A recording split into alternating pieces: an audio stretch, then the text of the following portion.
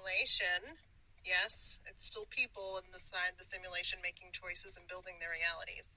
But the simulation is designed to be challenging. And here's another way they make it challenging. So the diet, the fad culture, the being skinny, you don't eat your carbs, right? Well, your gut microbiome is where your hormones that make you feel good are made. So if you're not eating complex carbohydrates that have a lot of fiber in them, you are not feeding your gut microbiome. And then you don't feel good because you're not producing the feel-good hormones. And then your nervous system on top of that, which is your brain and your vagus nerve, are dysregulated. And they don't produce what you need to feel good. So you start to experience lower frequency emotions, which bring you lower frequency outcomes that are reflected in your reality, because reality reflects your inner state. Reality is built on your frequency of emotions. We come down here to feel. So of course everything is built on emotion. That's how reality is built, emotion. So the simulation is designed to lower your frequency of emotion. Just look at it. Look at the big picture. Everything is designed to make you stressed. Why would that be? Because you manifest reality, you create reality based on your frequency of emotions and your nervous system state, because that controls it as well. Everything is connected. You can't just do a one quick fix. It's all connected. You have to rewire, reprogram, regulate your nervous system, and eat healthy and get sun. Sun gives you information. It creates vitamin D in your body, and you need it. So we stay indoors all the time to do jobs to work for the system, and that's part of the simulation too. Take away every single thing that's going to help you feel good so that you cannot create. This is the challenge we're all going through right now. And our job is to regulate, eat well, and be kind to ourselves and think good thoughts. And it sounds so simple because it is. And they think, oh, it's so simple that people are going to dismiss it. And they're right. People are dismissing it. Or they're only doing one thing that they need to do, like think positive. And then they wonder why things aren't changing. Because they're not processing old wounds. They're not getting things out. And they're not eating healthy. They're not eating at all. And while there's some benefits to fasting, you have to eat something in order for your body and your brain to create what it needs to create in order to help you feel better. Because when you feel better, you manifest better. You create reality based on that emotion. So you got to do what you got to do in order to feel good, in order to feel like yourself and be yourself. Not all the stress, and not everything you do under stress. That is hijacking of your nervous system. That is the simulation hijacking you based on your subconscious programming. It is not you. So if you want to feel good, if you want to get the things that you want to get, disregard everything you're seeing in the news. None of that matters. I know what grocery prices are. I know what gas prices are. Disregard all of that. The quantum unified field, everything is possible. So yeah, it doesn't matter what it is. What matters is if you can afford it. And you can only afford it if you believe it. Okay, so you have to believe and do all the things and treat your body like a temple.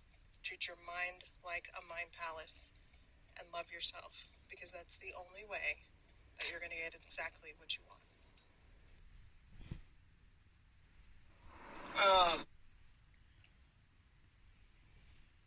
So this is the lady was talking about something to do with frequency, matching the frequency of your reality, something like that. And now she's saying something about people think that things are going to change if they just think positive, but that's not enough. You still have to like eat right and stay out in the sun and do all these other things. To be honest, it's not even. I don't know when she says the simulation what she's referring to. The simulations that I've seen, right, where Father creates your path, and then runs a simulation to show you. Well, he showed me what things would look like for certain parts of my mission. And he runs a simulation for everyone, that every program that he creates before he puts you into this environment. So I don't know when they're talking about simulation what they're talking about, because I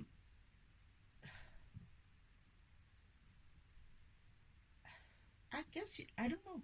I really don't understand the simulation part. All I understand is that the simulation from my understanding is when Father is doing a planning for your path, and he runs the simulation to see if you are, or you manage to get all, the things that you need to get through, the learnings that you need to learn, your upgrades and all of that. That is if you manage to achieve what you need to achieve. And this thing doesn't even take long, hey? The simulations that he runs, they don't take long. And when he plans your mission, or plans your purpose, or plans your destiny, there's obviously going to be things that are going to be obstacles in your way. And what it does is he would sort of like make it an opportunity to teach you some sort of a lesson using those obstacles. So it's not to say that you're not going to go through the obstacles, that the simulations and the journey that is planned for you, your purpose is purposely made to teach you about yourself, about God himself, about yourself within the universe. It's made to help you go through whatever mission you have on this planet, at the same time doing some sort of learning your lessons, your karmic lessons. They call them karmic lessons. Karmic lessons doesn't necessarily mean bad lessons. It means for good and bad, your action kind of lessons, what your actions eventually lead up to, right? So he would run a simulation for you. He would run a simulation. He would be like, okay, we're going to plan your path. And after planning your path, he runs a simulation roughly for me, he gave me to show me just,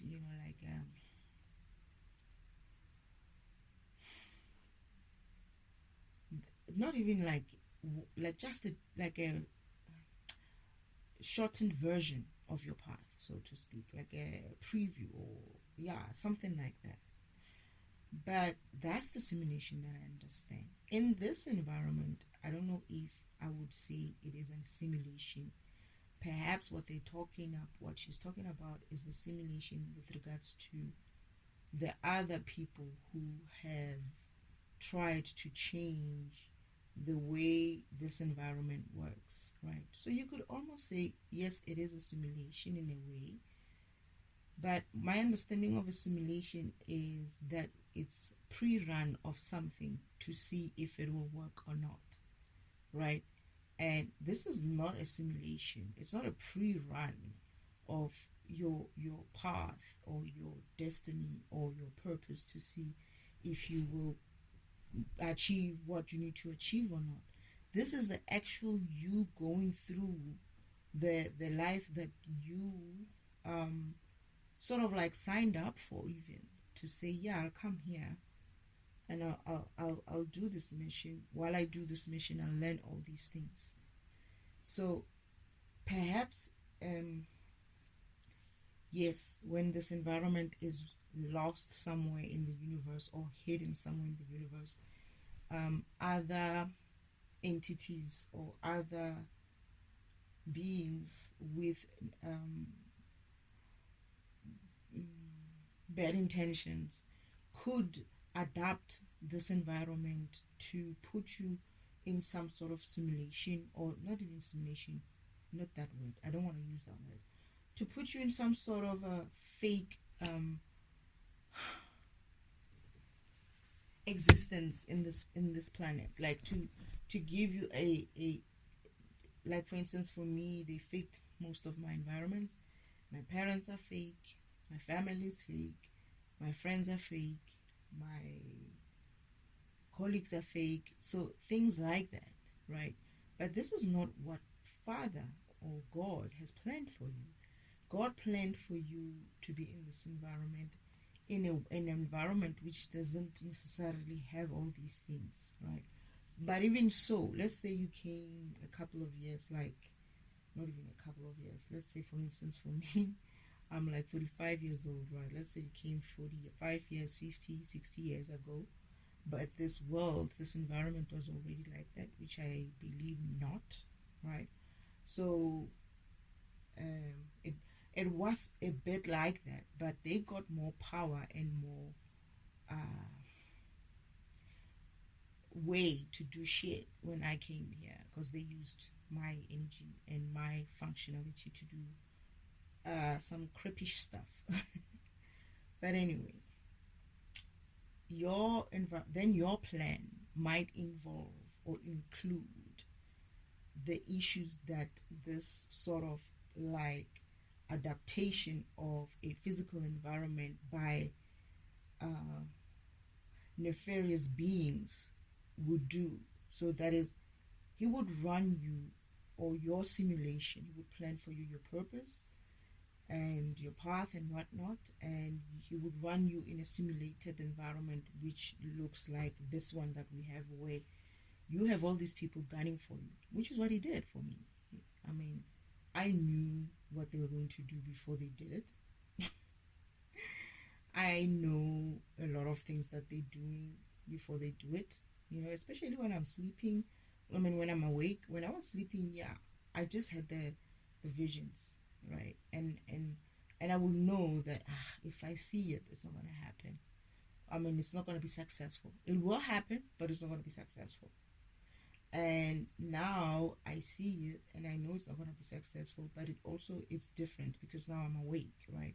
I know what the heck is going on, so I'm not even bothered with it. It's almost like it just needs to pass. It's part of my purpose. It's part of my path. So I'm just going to get to the stage, collect whatever gifts that I need to collect in that state, and then move on. It's like a game. Like I say, it's like a game. Every challenge that you get through, when you get through that challenge, you earn something. You earn some sort of a gift. You earn some sort of a power. You earn some sort of an energy level that you learned something. You went through something, some challenge or something, and you went through it. You didn't avoid it. You didn't run away from it. You didn't pretend like it's not there. You didn't have somebody else do it for you. You did it yourself. So you learned those karmic lessons that comes with that point in your path or your purposeful path, right? You're not living in a simulation when you're in the physical world. You're living in an environment which is physical, which is to help you or to get you to collect those gifts, which are spiritual, physical, whatever they may be, in order for you to be able to gain more power, more energy, more wisdom. And as you do that, you ascend up the spiritual ladder. You go up levels by levels. You actually go level up. On the Sacred Timeline track, it's got a lift. When you get to finish the first level, you're going to run into the lift. You get into the lift, you go to the next level.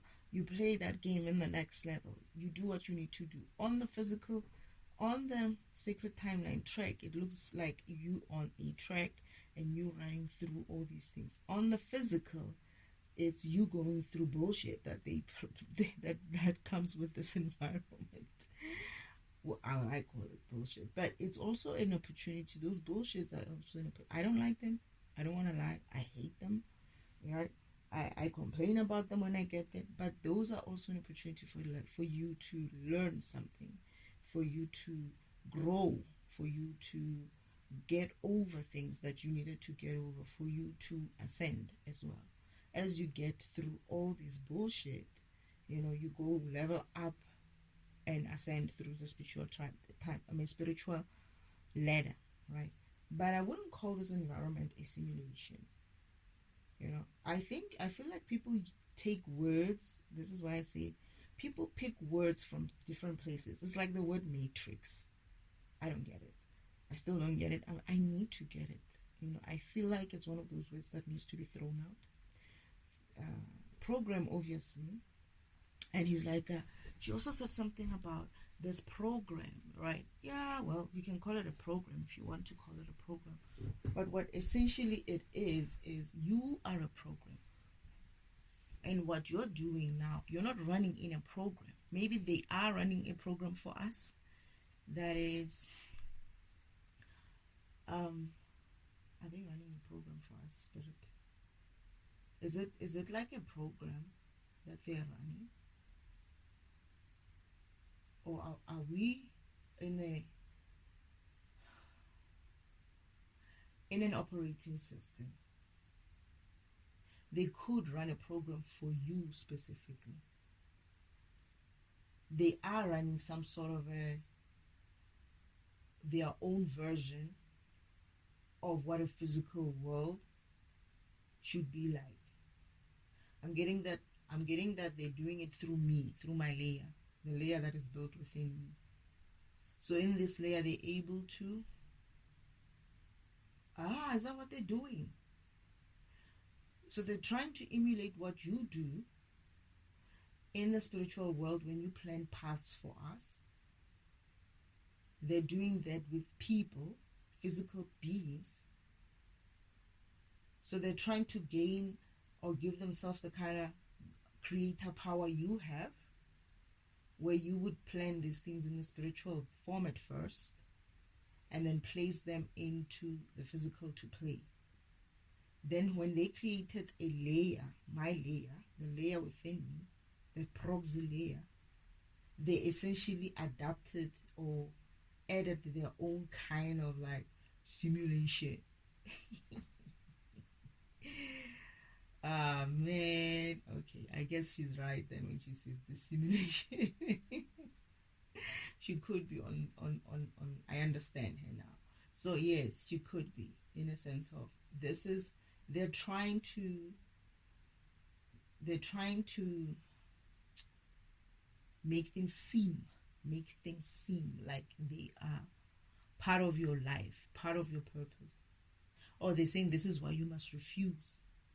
You must refuse to follow the fucking program, yes. You must refuse to follow the program and follow your path, follow your purpose, follow your design purpose. And that also helps to break their simulation, break their it's like, this is why they don't like you not following with what they say, right? This is why they have to give you things like governments and whatnot, and you have to have these rules and whatnot. But if you follow the path, the purpose, and it's not to say you're going to not follow their rules, it's just that you're going to be enabled by the system to circumvent their traps or get through whatever it is that they place in front of you, because you'll be aligned to the system, you'll be aligned to source, you'll be aligned to your spirit team, you'll be aligned to your ancestors. They see more, they have a better view of what the heck is going on around you than you. They are more in the spiritual world. They're able to see who is who in the zoo around you and advise you accordingly to say, shift a little bit left so that this person can pass you, or stay there, don't move forward. This is what they do with me, actually. Like, they would say, don't go anywhere, or just stay there, or, like, even coming up with answers for these comics. Sometimes they advise what to say in a way. It's something that I actually walked through. I was walked through before I came here. Because father would be like, oh, they said they were going to force you to sign a contract or to do something, to make a decision, right, during the Mercury retrograde, to make a firm decision during the Mercury retrograde. And I was like, so did I make a decision? He laughs. It's like, you didn't. And I was like, what did I do? He's like, you told them you have a right to remain silent. I've always wanted to use that. I didn't know I was going to ever get a chance to use it. It's like, huh? You said to them, you have a right to remain silent. And they didn't know what to say after that. This is why I'm saying, when you're aligned, right, source, your spirit team, will use even their rules to help you walk around them, and play tap dancing on their fucking heads. When you're aligned, they're able to see for you, before you, after you, on your sides, on top of you, under you, what is coming. And they're able to use father's always using their own shenanigans. Their own shenanigans against me. He uses that opportunity to put me forward. And this is why you need to align. I get the other stuff, what you eat and all this good stuff, all this. This is why I say these are like your spiritual practices or your physical practices that helps you, I guess, to be clear in some other ways and take off all these other negative energies that would be brought in by perhaps the type of food that you eat. But one of the things that I noticed when I was growing up, when I noticed was when I started exercising, right, I cannot eat bad food. I don't know why. I just don't have any sort of like craving for anything bad. I actually want good food.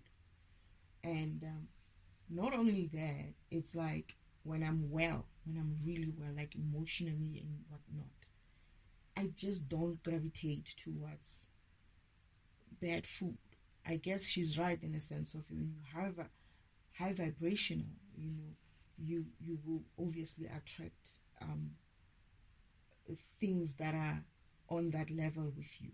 That is high vibrational food, I guess, if we want to call it that. But I feel like she's still very much in the physical, focusing on your physical, which is fine, which is not a problem. I cannot dispute much of what she's saying today. To be honest, I feel like I was actually like shaking my head, like nodding to it. It's like, yeah, I get you. But then the stimulation part was the way she threw me off. It's like, yes, a simulation in the sense of there is an F, a core F, right, which has a old normal F layer, crust or whatever of the F. What these people did, they copied that layer and with my program and created a new layer, and now they're basically doing their own thing on their layer, on that layer. They based it on their own kind of rules, right? Not God's rules, right? However, that layer exists within control of God himself, right? Through me. So he's able to do what he needs to do there. But here's the thing with Father. Father doesn't like to waste energy. He is very energetic and infinite and abundant in energy. But he's one of those people who be like, no, why should we use our own energy? Let's use theirs. They're giving it away, right? They're opening themselves for that. Let's use theirs. And he's been doing that with them the whole way up until this point. So when you align, right, with source, when you are aligned and you are living a guided life, right, all these other things become, like for instance, I had to stop eating something like peanut butter because it they use it to, when they're tapping into my solar plexus, They wait until I have like a peanut butter, sandwich or something, and they attack my solar plexus, and it is more effective. The attacks are more effective because I just had peanut butter. I used to think it was milk because I would get this bubbling inside of me, like what do you call these guys who say, what is it, lactose intolerant or something, only to find it is not milk. It's actually peanut butter. I'm drinking milk now. I'm going back to milk. Nothing like that happens. But as soon as I tried it the other few days ago, like maybe 4 days ago, I was like, let me just have peanut butter and see what. Not even peanut butter. I had peanut butter. I had peanut brittle. Small pieces. Okay, but I think I hadn't had peanuts. I love peanuts.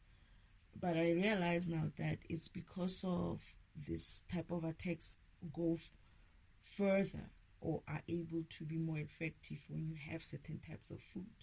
And peanuts is one of them for me. I don't know if it happens with any other food for other people, but peanuts for my solar plexus, not good. And they attack my solar plexus and they gain more energy when they do that. But despite the fact that, okay, for now, they cannot gain the energy anymore as much as they used to because of I'm drawing it back, right? Anyway, so yeah, what else did she talk about? There was the simulation and the program.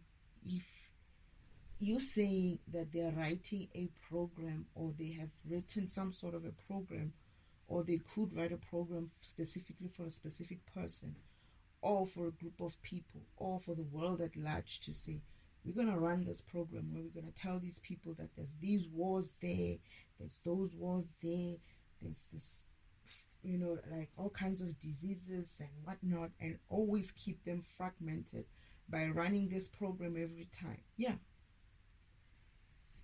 they can do that, obviously, on my layer. I get it. But would we still call it a simulation? Would we still call what they're running in my layer as a simulation?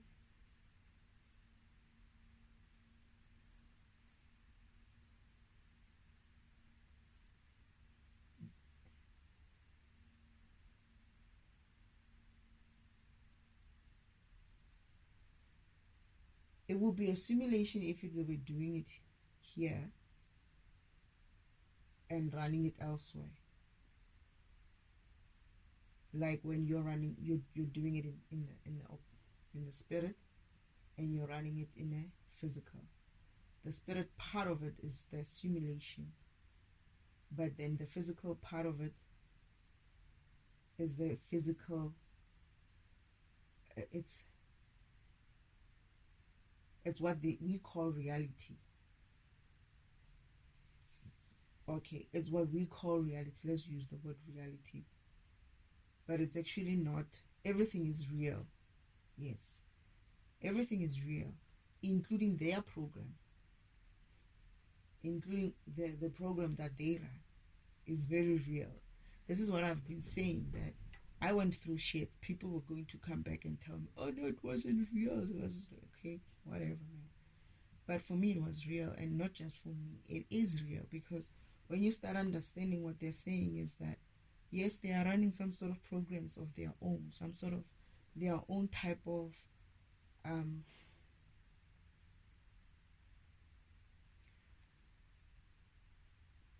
version of what the physical environment should be, because they have created a fake or proxy layer where they're able to play with this type of things, like what's the word, like put certain people in certain places to run certain types of programs. For instance, me, where they put me in an environment where they made sure that I never understand or wake up to the fact that what is going on in here, that we're all programs, and I need to wake up and do my defragmentation type of type of function in this environment. So they don't want people, this is one of the reasons why they don't want you to wake up. Because when you wake up, you're going to do the mission that you were sent here to do. as whatever program that you are. And when you do that, they're not going to have control like they had before, because you won't be running just as a physical being. You'll be running as a spiritual being with a physical body. That way you'll be more enlightened to be able to live through this world in such a way that you're not going to be easy to control. You're not going to be easy to manipulate. And that's what they don't want. They want you to be sleeping to the fact of who you really are and what you really are, so that they can continue to write a program of their own to you. You live in a program. They're adapting your program every day to make you feel like this is real, this is what's going on. Okay. All right. What else did she talk about? She said something about the food part. I really don't know, right? But I get what she was saying as well. It's like, but one of the things that I just started rolling my eyes when she was talking was that I'm like, every time it's like some has this pro carbohydrates club, and then some have this pro fat club, or is it meat only or something like that? Something like that. Yeah, it's like there's so many of the stories as well, right? But what I found is, like I'm saying, when you're vibrating high, I guess what I'm trying to say is, don't do it the other way around, right?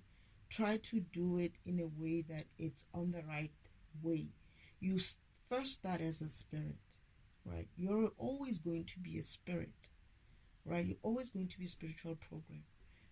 Maintain that programming of yours. Make sure it doesn't have viruses and bugs and shit, right?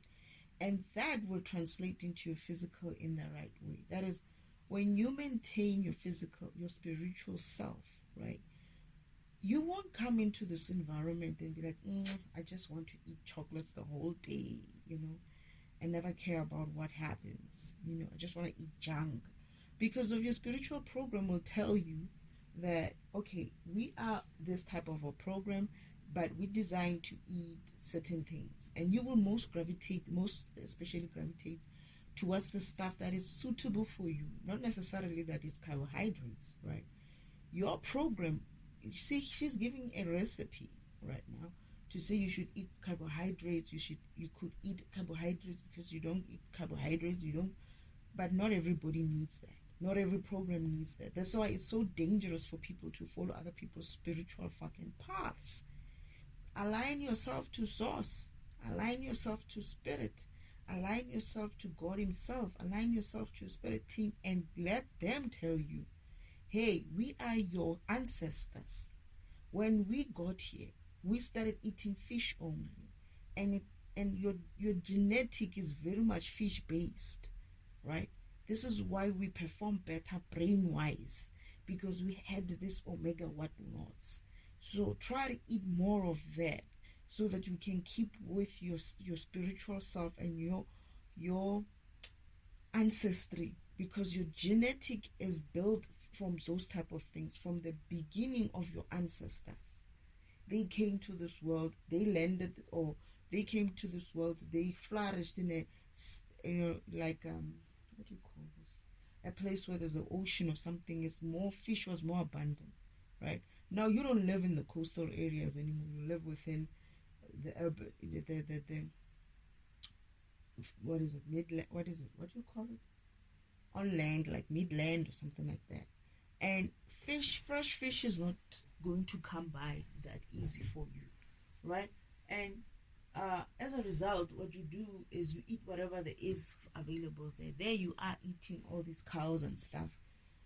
They're nice, but you wonder why you're feeling so sluggish. Because to be honest, your ancestry is built on some very much of some seafood type of diet. And then when you start eating seafood type of diet, you realize, you know what, I actually feel better. Even though it's expensive here, but perhaps you were not even supposed to be where you're working. This is what this world has done. This is what this, what do you call it?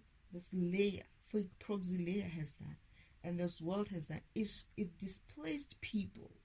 To fragment them. When you're displaced, you're now no longer where your ancestry is normally flourishing, because of the environment that you're growing up is similar to what your program, the ancestors program, used to flourish in. And then you wonder why now you're having problems, because you're living in an environment which does not support you, right? And what do you get there? You just get all these greens and stuff like that, only to find that you're actually a meat eater, because your ancestry are meat eaters, right? And you do feel better when you eat meat. This is why it's not going to be a good idea. And you could be a mix of both. Your ancestry could be coming from different types of ancestry.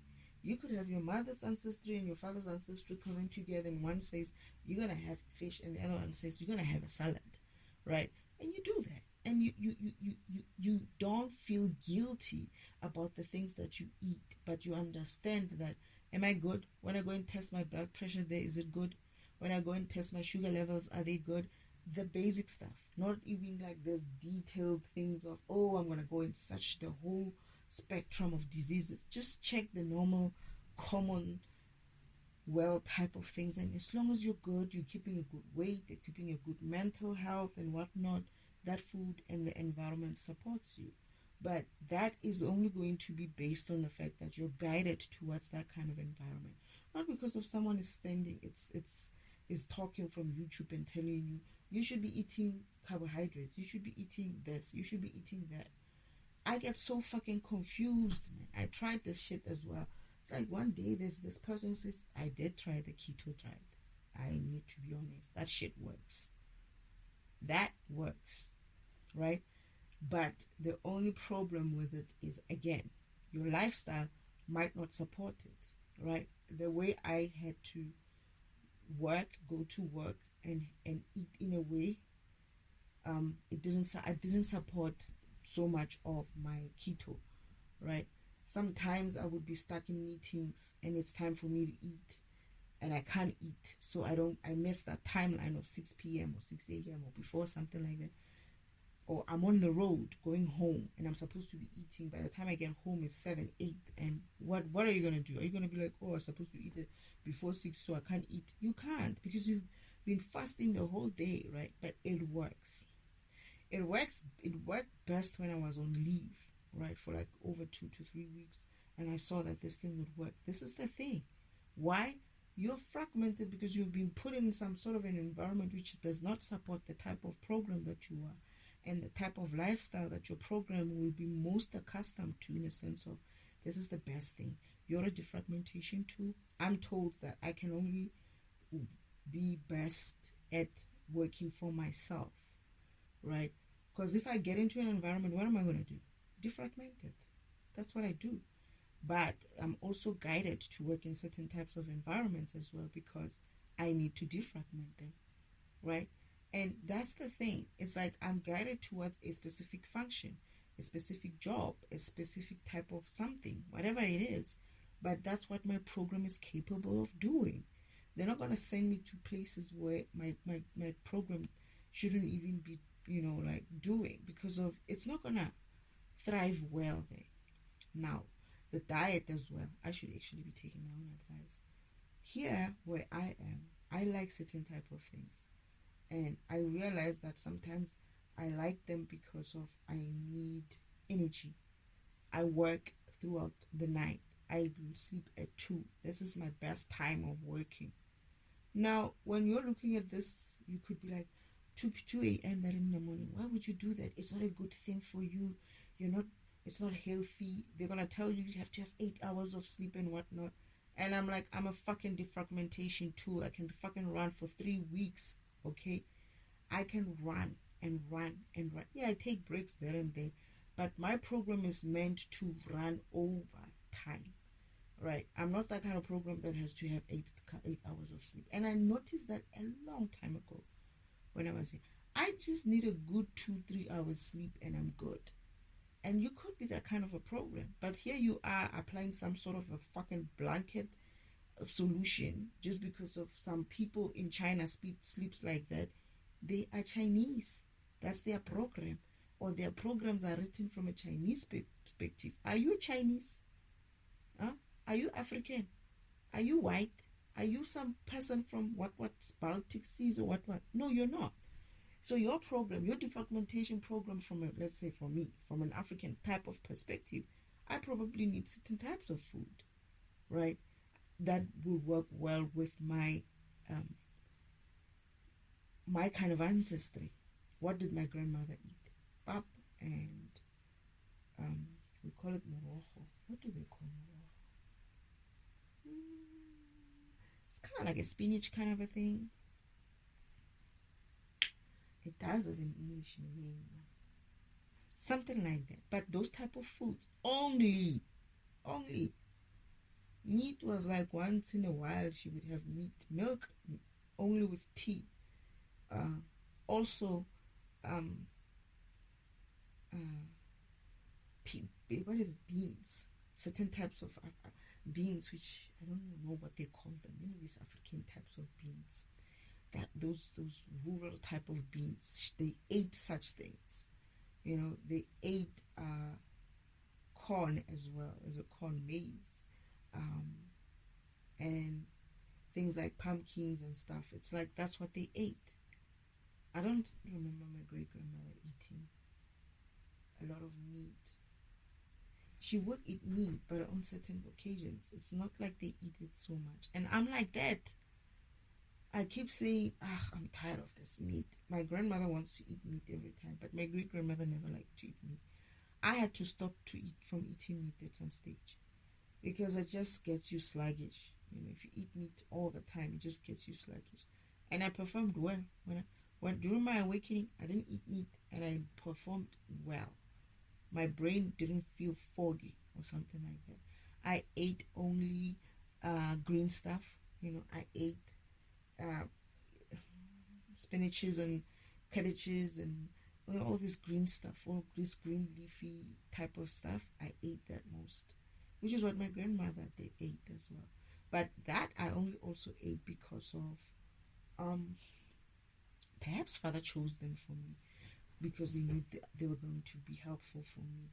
But I ate them only because I needed to eat those type of foods only so that he can repair my stomach, because they had been sending these signals, this targeted type of signals towards my solar plexus, and they were ripping my stomach from the inside. So he had me to stop eating all these other heavy type of foods and just eat the greens for a long time so that my stomach can heal. Anyway, so yeah, perhaps we don't actually, not perhaps. I've noticed that you don't really just listen to your body. It will tell you what you need. Don't listen to what other people are telling you about these diets. But the one diet that I believe worked for me, it was keto, right?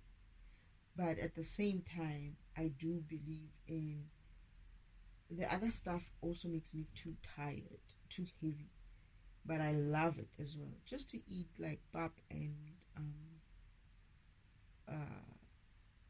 like greens, like spinaches and stuff. That is, I love spinach. I do. I love spinach. I love cabbage. I love.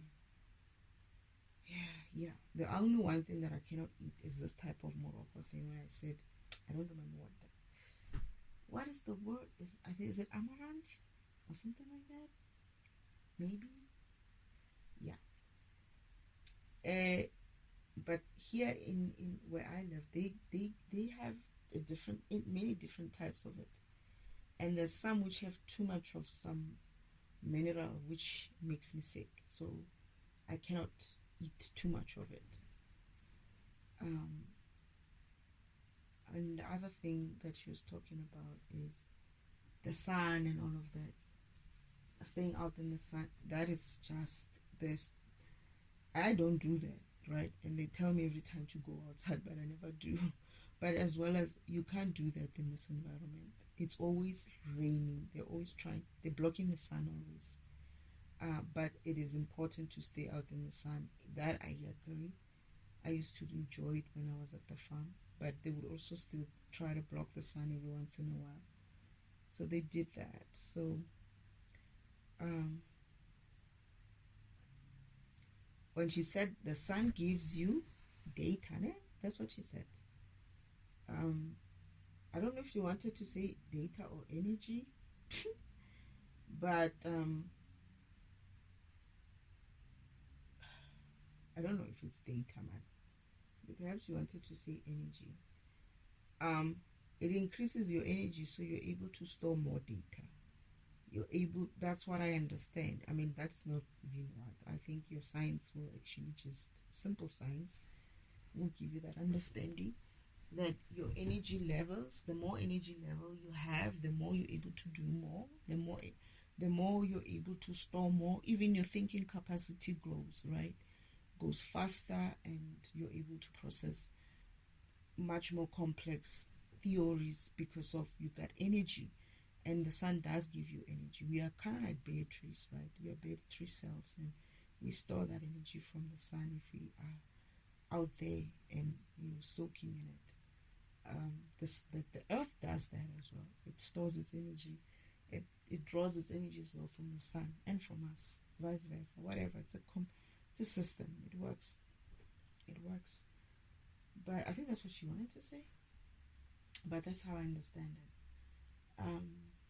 Other than the other stuff, I don't remember what else you said that I was so afraid of listening to her again. I was like, oh no, not her again. And she said simulation. I was like, no. But it's important for people to understand that all these big words are just there to also confuse you. Don't think too hard about these simulations and matrices. What is it? Matrix and what. Yes. Accepting that you're a program, you will start seeing these things for what they are. When you've worked in an application type of the development or a programming type of environment or a program or whatnot, this type of stuff is very much your, I guess, bread and butter. It's very much easy for you to process, I suppose. Well, not really, to be honest. And I just got that. I just got that from Spirit. It's like, no, not really. And I was like, because people focus on their domain. People focus on the fact that they're programmers and they leave it there. So people focus on the fact that they are database administrators, then they leave it there. People, like they're able to do a little bit and understand certain things, but from a bigger picture, sometimes it's not everybody's going to have a holistic type of view of things, right? But I don't know why. Father's like, the way he said it, it's like, no, not really. I was like, huh? Yeah, so, but I think they would actually be a little bit easier to absorb this type of information. But people tend to use certain words which are very confusing when you're applying them in some other context, and sometimes they're not even necessary, right? I guess I was guided to her in this message because I feel like Father wants people to know that he wanted me to talk about the simulation, I think. Yes, that he does simulate your emphasis on the simulation. He does simulate your purpose, your program, your path. It's like when I saw it, right? Let me see how I saw it work. Father would just have this program or the simulation, and I think what he does is he enters the program and he enters what it needs to achieve and maybe some details there, and then it goes, probably runs, and it just goes, and you're done. It's done. Your purpose is done. It doesn't take long. Only after that is done, he goes and says, let me see, what is it that you're doing here? What is it? And then he looks at it and like, this is an opportunity for you to do this. This is an opportunity for you to learn this. This is an opportunity for you to get this. This is an opportunity for you to buy a house. This is an opportunity for you to get a car. All those things. Oh, I get what else he wants to talk for me to talk about. So this woman is making it seem the reality thing. Okay, is that why you wanted me to talk about this so-called creation? Because I have been asking this. It's like, how are these people talking about creation? What is this creation that people are talking about? What are you creating, right? Are you a creator program? Are you a program that has that creator functionality? Because for me, what I understand is that I do have creator functionality, right? I'm able to create things, right? And like create files, like now they created another layer of proxy layer with my energy, with my program, that is. So I do have a creator program. They tried to even create the human being with me when they got me pregnant. They wanted to do something like that with my child, with me getting pregnant and me birthing the child. With a control from them. They want to control that kind of creator function in me. Even though women, in general I'm hearing that they are portals. Women are portals to bring forth. Yeah. For me, my child, what they did is they added oh shoot, now I know why you wanted me to talk about this. So what they did with me is they went into my Sacred Timeline track, right? They created a being program and placed it in my Sacred Timeline. The way they placed the extra layer, they did the same thing. They just do a program on the side and then they go to my Sacred. I know, I've seen it. My Sacred Timeline is like sitting somewhere simulated. That's like not even a simulation. That's like how it looks on a table, and it runs. It's a very long table, and they're showing me going through my life basically. And they have this program, they pick it up and they put it on the path, on my path, somewhere in my path. They were trying to test if they can create beings of power like me by creating these babies in my future, right? And they did that, and they thought that this child would come through, and I knew that's what they did. I had that vision, and then Father confirmed it when he says, they're gonna try to do this and whatnot, and you're pregnant. And I was like, yeah, I'm pregnant, I know that, and I saw this happening, but for some reason I tried to stop it and I couldn't. Right? It's like, no, it's because of this. They implanted it into your timeline. That's why it happened. So I was like, I cannot bring this child here, knowing very well that this is what they did to create this being. And guess who's this being coming through? It was going to come in with the spirit of my grandmother, my great grandmother, right? And I said, no ways. I'm not going to let them use me like that, because they would have essentially went further and tried to create that shit every time. And all right, thank you, Father. All right, karma. I forgot about him doing this shit.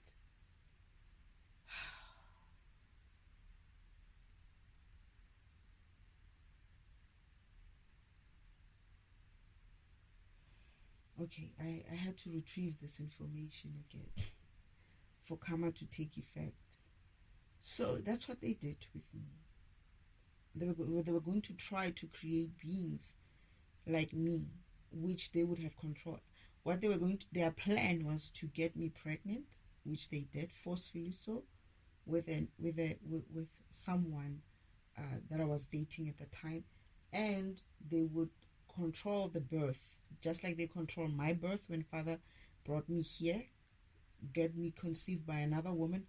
They would try to steal that child from me the way they stole me from my mother, and go and use this child elsewhere, the same way they did with me, so that they can use this energy of this child the same way they did with me. And I was like, I'm going to kill people. I swear. If anybody was going to try that, I was like, this is not going to end well. This mission is finished. I said that. I said to Father, this mission, if I have to bring that child here and they do something like that, this mission, and I'm not even sure how much, is finished. It will be over soon. I won't let them do that. I will go through this. Anyway, Father's like, don't worry. I'm here. You have to trust me. I can control. But whatever decision you make, it's your decision to make. But just know that you have my support either way. And I chose not to do this. I was like, there's no way. There's no way I'm going to live with that fear all my life, knowing that there's people are just looking at my child like that. Only Father can do it. I asked my mother and my father, that is my divine mother and my divine father. It's like, how do you guys even look at these things? How do you even stomach these things? I cannot. I'm not God like that. I can't. I cannot. I won't. I refuse. I'll be like Lucifer as well. I'll have this thing on my ankle, right? Be like, when I see him, I already asked Father to turn him into dustbin.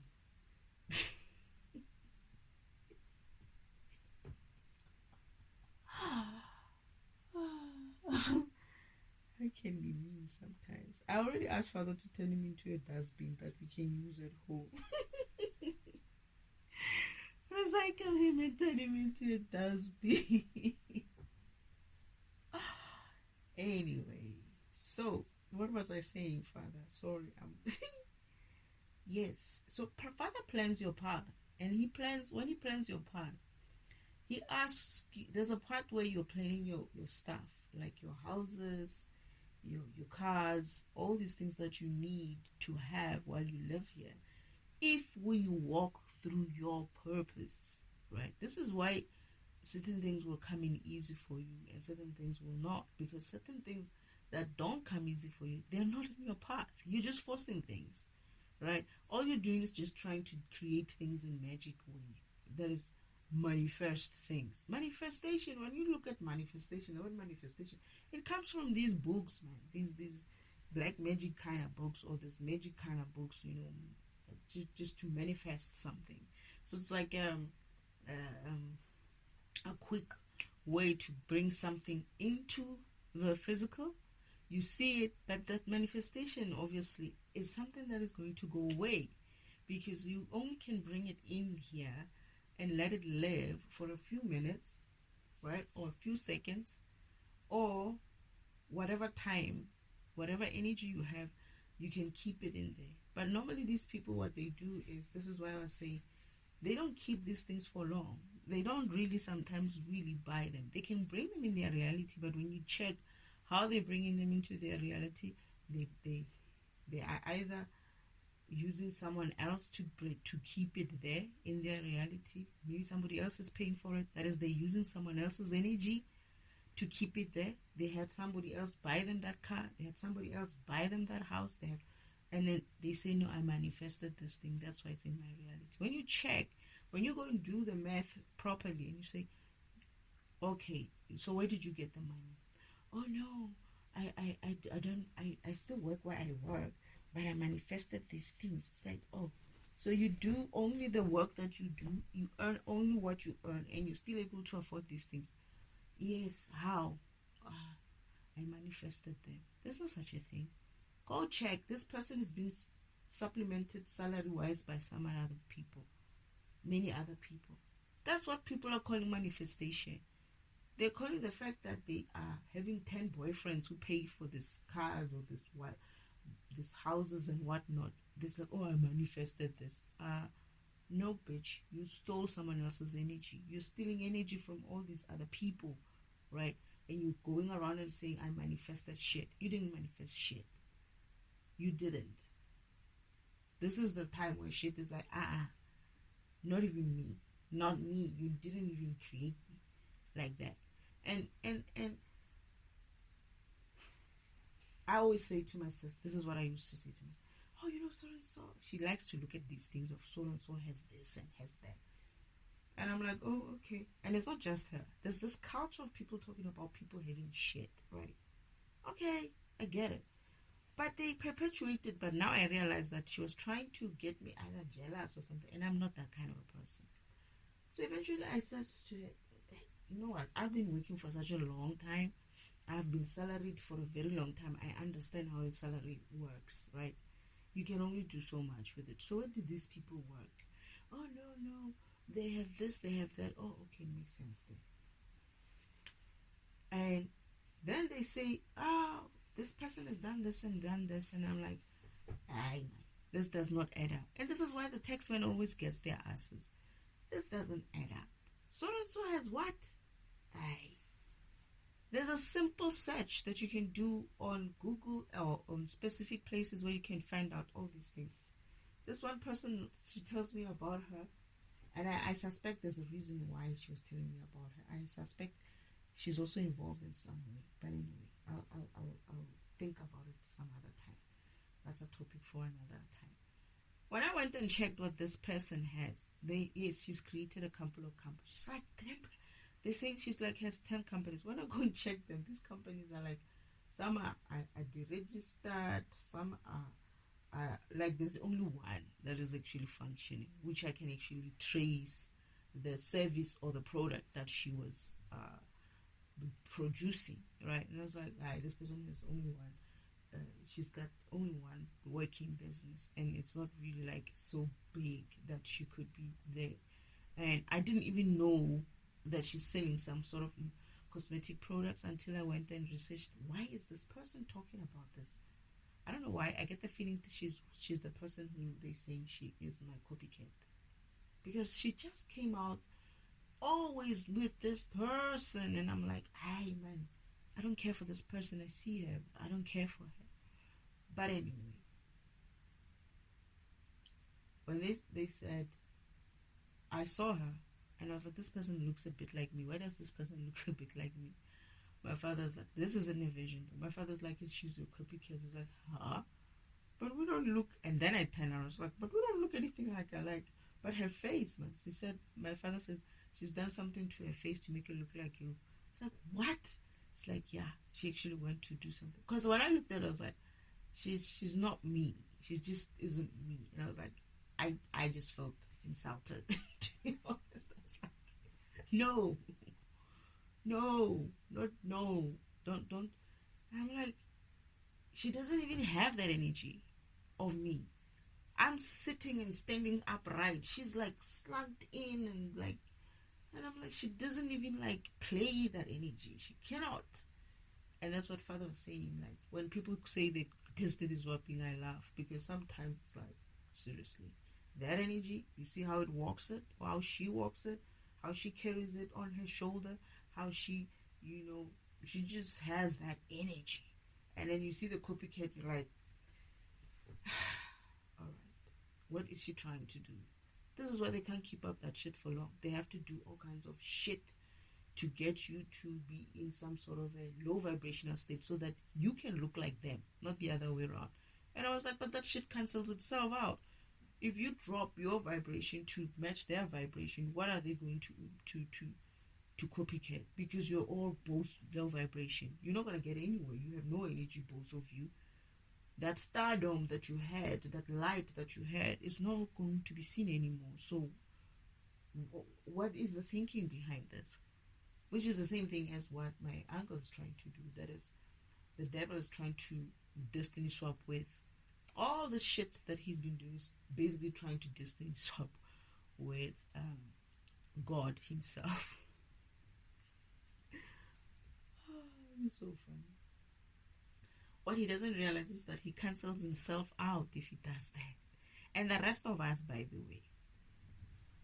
And what's going to happen? Father's just going to come back again and start this shit all over again. That's it. It's no big deal, that much of a big deal for him. But he doesn't have to.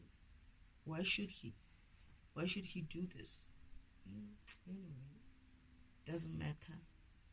So yeah, I still do not understand the creation, right? I know that I would say I create because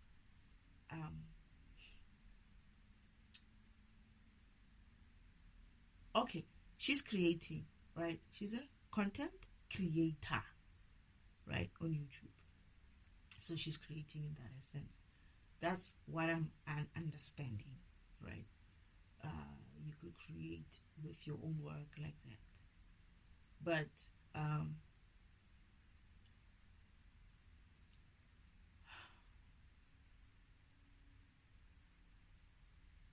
the way they are talking, I don't know what they're talking about when they say they're creating. Like, what are they creating?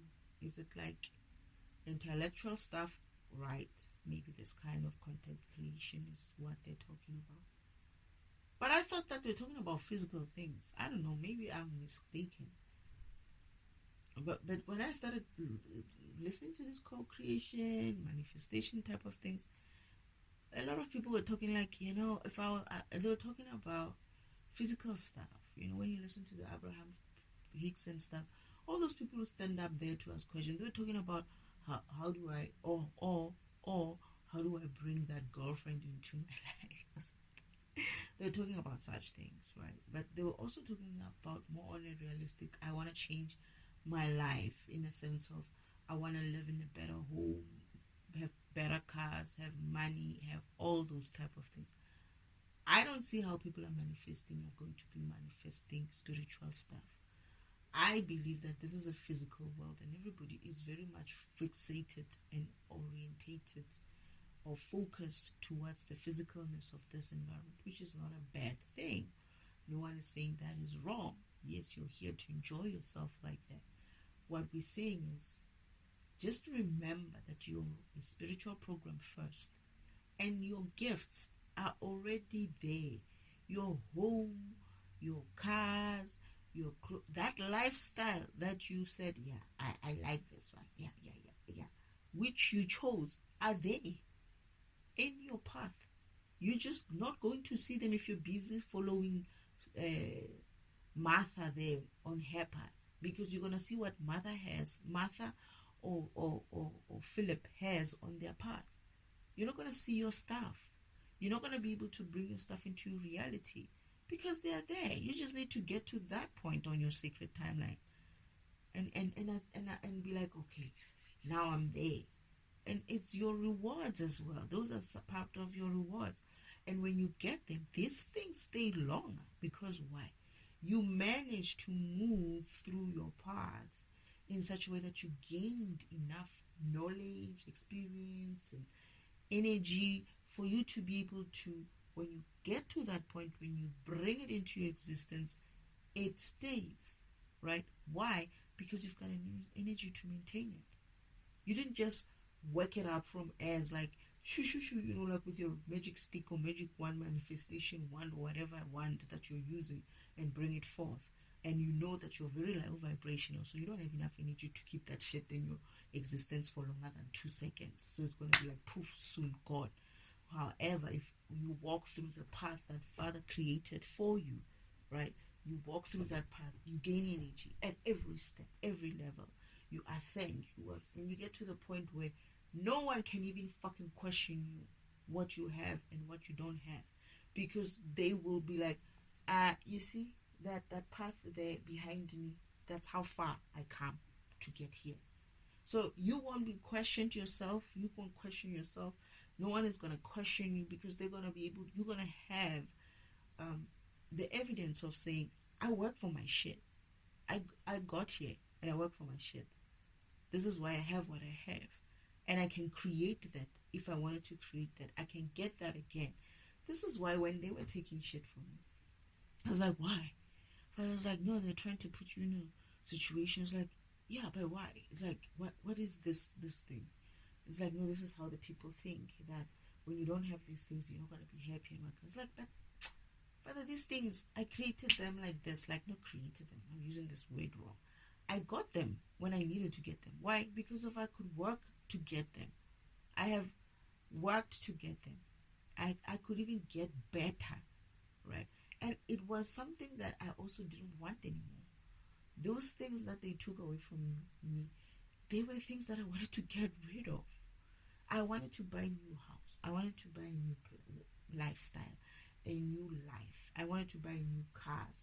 I wanted to live a different life, right? And all they took was basically try to clean up my closet. That's what they did. And I was like, but these sort of things is very easy to get. I can be down and out for 5 years and just take 1 year to gather all those things back again. Not even 1 year. I could wake up one morning and be like, I wonder if I could create something like this and it works. I sell it, some sort of an idea to someone. I create an idea, I sell it. Boom, I'm rich. I buy it within a month or two. I could do that. It's not about the things that you have and whatnot. It's you having that energy to think things, to not even think things, to work.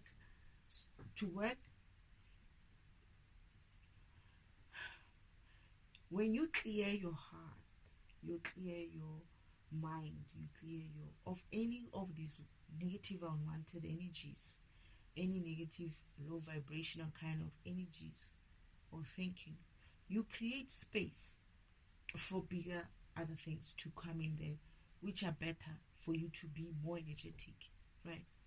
You don't occupy your energy with bullshit. You occupy your energy with good shit. And that gives you an advantage of you being able to carry a home, a mansion, a castle from the spiritual world and bring it forth into your physical and maintain it there. Why? Because you just vibrate that way. You vibrate castle-like, your energy can vibrate enough to keep that castle, that mansion, that whatnot, that career, that whatever it is, into existence for far much longer. You don't have to slyly go and steal other people's energies anyway. You just focus on yourself and be good with yourself and be good with spirit and be guided where you need to be guided. Be like, you know what? I don't think this is the space for me. Spirit, this is not. They'll be like, actually, you are at the right place. Stay there. You'll see. Hey, spirit, this is not working. What's going on? It's like, just hang in there. Keep going. What are you doing at the time? You're learning patience. You're learning all kinds of things. And then, boom, you get a promotion or something like that. You're like, to think I was about to leave. They'll be like, you see, I told you, must stay put. As much as it's painful, I know, I have been told this, and I usually call it the swear word. I say this to my spirit team. It's like, that's a swear word. Please don't say that. They will usually used to say, hang in there. Yo. I hate those words. Hang in there. Hey. I'll be like, that's just a swear word for me. You just cussing me out. Hang in there. Just hang in there. And I'm like, oh man, not those words again. But yeah, they do that because they're able to see that you're 10 seconds away from your victory, or you're a year away from your victory, or they're able to sort of like see that. And when you guide it, you don't even extend that 10 line. When you guide it, they're telling you 10 left, 10 right, go here, go straight. You collect what you need to collect to be able to reach your goals, to be able to reach, your gifts. It's all good. You're a program and you're playing a game, It's time to wake up that this is a game. Mother said this is a game and I wasn't impressed with her, right? But now I get it. The more I go through this, I'm like, okay, now Mother is at play now. she's showing me what I used to be like. I used to ask her, because she's the one who's responsible and taking care of our spirituality, right? I used to ask her, Mother, is this what you guys call spirituality? It's like, no, you know. But now I'm starting to see it, that she's just saying, play this game. Play the game. It's fun when you like. It's almost like, oh, let me just say it. At home in heaven, they have this TV, like a small screen TV. You know, this old small screen TVs. It's not even. Is it a 50-something inch? Is it 50-something inch? Man, the smaller ones, the old ones that we used to use, the normal ones, the ones with the brown kind of a cover, the big ones at the back. Yeah, that kind of TV. That even looks like even older, smaller than that, right? And on this TV, they have this game, the Sacred Timeline game, playing there. Every now and then they will sit down and play. That is mother and father. And the people who are playing in that game, the avatars in that game, it's us. Huh? They are playing with us, right? Like me, you, when you get stuck, they come in. It's like, this person has been stuck here. Let's try to help her. And then they will play with you, and then you get unstuck, and then you move on. That's what they do, right? And sometimes you don't get stuck. You just play on your own. You're doing wherever you need help. You know, you ask your ancestors. The ancestors give you some tips, and then you win. You collect your cherries. You know those games where you collect cherries or something like that. Whatever it is, or your chess box, your coin chess box, or something like that. That's exactly that as a program. We are apparently not meant to be taking it that seriously. It's a serious thing, but it's like they made it to be more enjoyable, more fun, and more fulfilling for you to get your upgrades. Otherwise, you could just get your upgrade by just sitting there and feeling this kind of pain in such a way that there's no reward at the end of it. So what they did, this is what I'm getting. What they did is that your upgrade shouldn't be that kind of heavy and painful. You get to get, as you move along, you get to get gifts, or you collect your gifts, your rewards as well. It's a reward for doing what you were supposed to do in order for you to move to the next level and the next level and the next level. You can be upset about it and feel like, how dare they create us, like whatever. It's like, okay, and then what are you gonna do about it? Are you gonna go and sit there and be upset and have your mouth as big and be upset about it? And then what? This is existence, dear. It is what it is. That's all there is to it. Anything else they told you, that some planets and some cosmos are going to combine. That is also a program. Fine. It's a program. Written by the same man for this some purpose, which he knows, which he will also align with, or is that purpose is aligned with him. So, yeah, I feel like that's what I needed to see. Is there anything else, Spirit?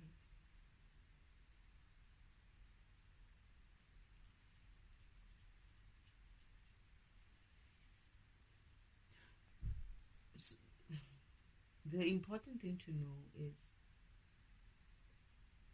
your because she's talking about creation there. Your creation is not about just your vibration, you vibrating and creating things. Your creation is your things that come to your physical stuff is very much determined by the path you take. So if you take remember, when you are a program, you have paths, right? But it's not one path, by the way. You have various paths, various options of paths that you can take. If you take this route, you're going to probably get other things, right? If you take that route, you're going to get different things. If you take this route, you're going to get what that route has. If you take that, it's all in there, right? So just because of you receive something, it doesn't necessarily mean that you're where you needed to be, because you probably wanted let's say you wanted a much bigger house and a bigger car and whatnot, but you do have a car, you have a house, but you wanted something bigger. You would get what you got because of you took a path, I guess, that didn't allow you to get enough energy for you to get a bigger home. Something like that. Alright, I'm hearing that it's exactly like that. Why do I feel deja vu with this conversation? I feel so deja vu. Yeah. So it's like, let's say Father plans 10 paths for you, and the degree of heaviness or complexity is from 1 to 10, right? And you decide that you're coming here for this purpose to get your upgrades, but you're like, I'm gonna go for path 1, the easiest, right? And I'm gonna get what I get there. So you're gonna get what you get there because path 1 is you going through it and being like, I don't want to be exerting too much energy. I just want to get by and enjoy this life. And you're gonna get there, get by, get what you get, and move on, right? But did you reach your goal? Most probably not, right? Your goal is probably at 10, at that path of 10. You could have went straight to path of, there's such a deja vu thing about this. I think Father was showing me this, or I was seeing this somewhere. I feel like I'm talking about this conversation. I feel like I've been here before. I've been here. This is one of the critical moments, Father. This is one of the keys. I'm going to learn about something here. All right. I'm also doing my comic lesson as I learn here. So, as I talk about it. So, what it's saying is, let's say you've got 10 paths for your purpose, right? And you had a mission or a destiny or a goal to master something, right? And goodness, this is so... All right, let me go through this. I feel like I'm doing this again. But your goal, your main goal, let's say your main goal is a 10, right? You decide that you come here and you get duped by this environment. You are an energy source that is hopeful and whatnot, but when you get to this environment, you feel like, the same path that I'm looking at, that number 5, let me go through number 5, right? You go directly to number 5, right? And number 5 gives you what it gives you. You achieve your goal, but not fully, right? You can still come back. Oh, goodness. Yes, I remember this conversation, Father. You can still come back, right? Through your... So when you die in that path of 5, let's say you chose 5. When you die, you're going to end up in heaven. Or hell. But let's just say you end up in heaven, right? You wait for reincarnation. Because your goal is 10, right? You wait for reincarnation. Something about reincarnation that I need to remember here. And because of that's the reason why reincarnation environment is full. Something about that. Okay, I'll come back to that. But you go through 5, you die, you still haven't reached your goal. You get your gifts, your life is good, you live well at number 5, you do all kinds of things. But you're like, okay, I'm now back into heaven. Oh, okay, so now I want to reach 10, right? And then you get reincarnated. Zoop, there you are. You come back, and this time you're like, nah, I'm not going to go for 6, 7, 8, right? 5 was good, but I don't want to go for 6, 7, 8. I actually want to finish this. What do? You go to 10. When you get to 10, it is that kind of heavy. It's heavy. you're going through it, right? You're going through it and you don't make it and you die. You haven't reached your goal, but you are at 10. Then you die. Where are you going to end up? Heaven again. Or hell, whichever one. Fine. Then you say, okay, fine, I didn't finish my goal. Where do I come back? And you come back and you're like, last time I did 10, right? And I went through it and I got only up until a certain point. I was almost there. Let me try 10 again. And you go to 10 again. And 10 again whoops your ass again, right? Why? Why is 10 whooping your ass? Because there's some karmic lesson that you're supposed to carry with you to 10 that you skipped somewhere between 5 and 10. You die again and you're like, okay, I want to go back. You're like, okay, going back, all right. So what do you do here now? You come back and you're like, you know what, let me not chance it. I was lucky probably with 5. Let me not chance it. Of course, I have done this before. I'm going to go methodically, just system, what do you call it? In order, and go to 6 first. Then you go to 6. 6 gives you its lessons and whatnot. You're like, okay, I left through 6. I'm good. Then you come back another existence. You go to 7, 8, 9. When you get to 10, you got all these gifts that you collected through your other lifetimes, right? And the learnings that you collected, the skills that you collected. When you get to 10, what happens? Boom, there you are. You've achieved your goal. Oh yeah. Then mother and father are waiting for you they wait for you as well sometimes. Yes, I saw them waiting for someone. They wait for you at the end of the sacred timeline track. When you're coming in going for divinity, when you're reaching divinity, father waited for me and my counterparts. I didn't see mother, but I see them waiting for someone. They come and collect you. It's not like the people go to heaven. People go to heaven, they go up, they just go chetty on their own up to go to the heaven side of the building, right? But people who reach divinity, father and mother, wait for you at the end of the sacred timeline track on the divine side, and they collect you. They kind of like, congratulations, you made it and whatnot. And then they walk with you into the house and they make some sort of I don't know if it's tea or what. Yeah, but I think they serve something just like they serve. It's not a big deal. Like, they just talk about it. I think father talks to you about what you learned and how you did well, and some of them even ask for like another mission immediately there. And then father, I remember this one guy who made, about this guy that came there. The funny thing is that I don't know why do I feel like he looks like my ex-father? The guy I was watching, you giving, which you collected at the end of the sacred timeline track, and then you brought him to the house and you were having some sort of a chat with him. And it doesn't take long. It's like they sit there for like a few minutes and they talk about whatever, and then they shake each other's hand. That is father and this person, and then they said something about planning the next mission, right?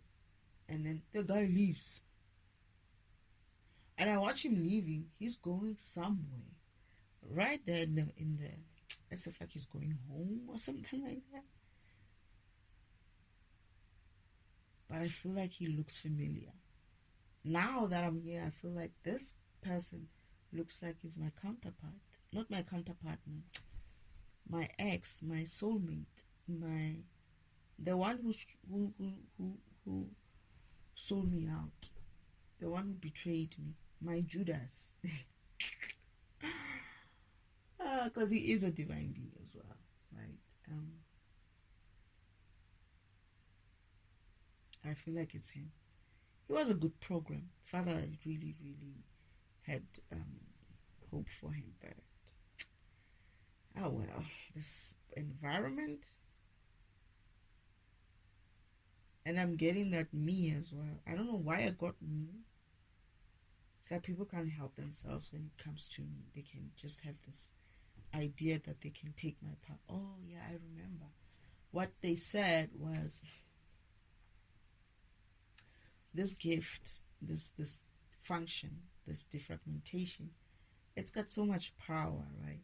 That it is attractive to people who are power driven.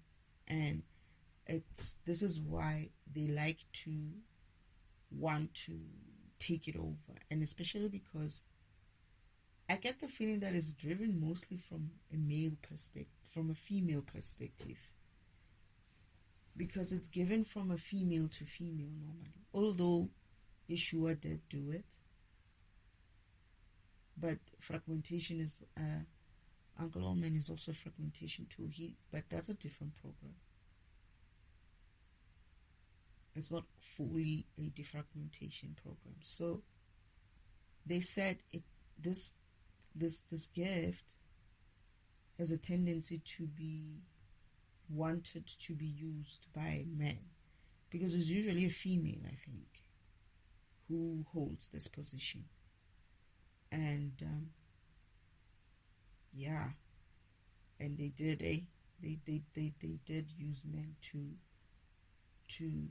suppress me, to break my heart, to put me in some sort of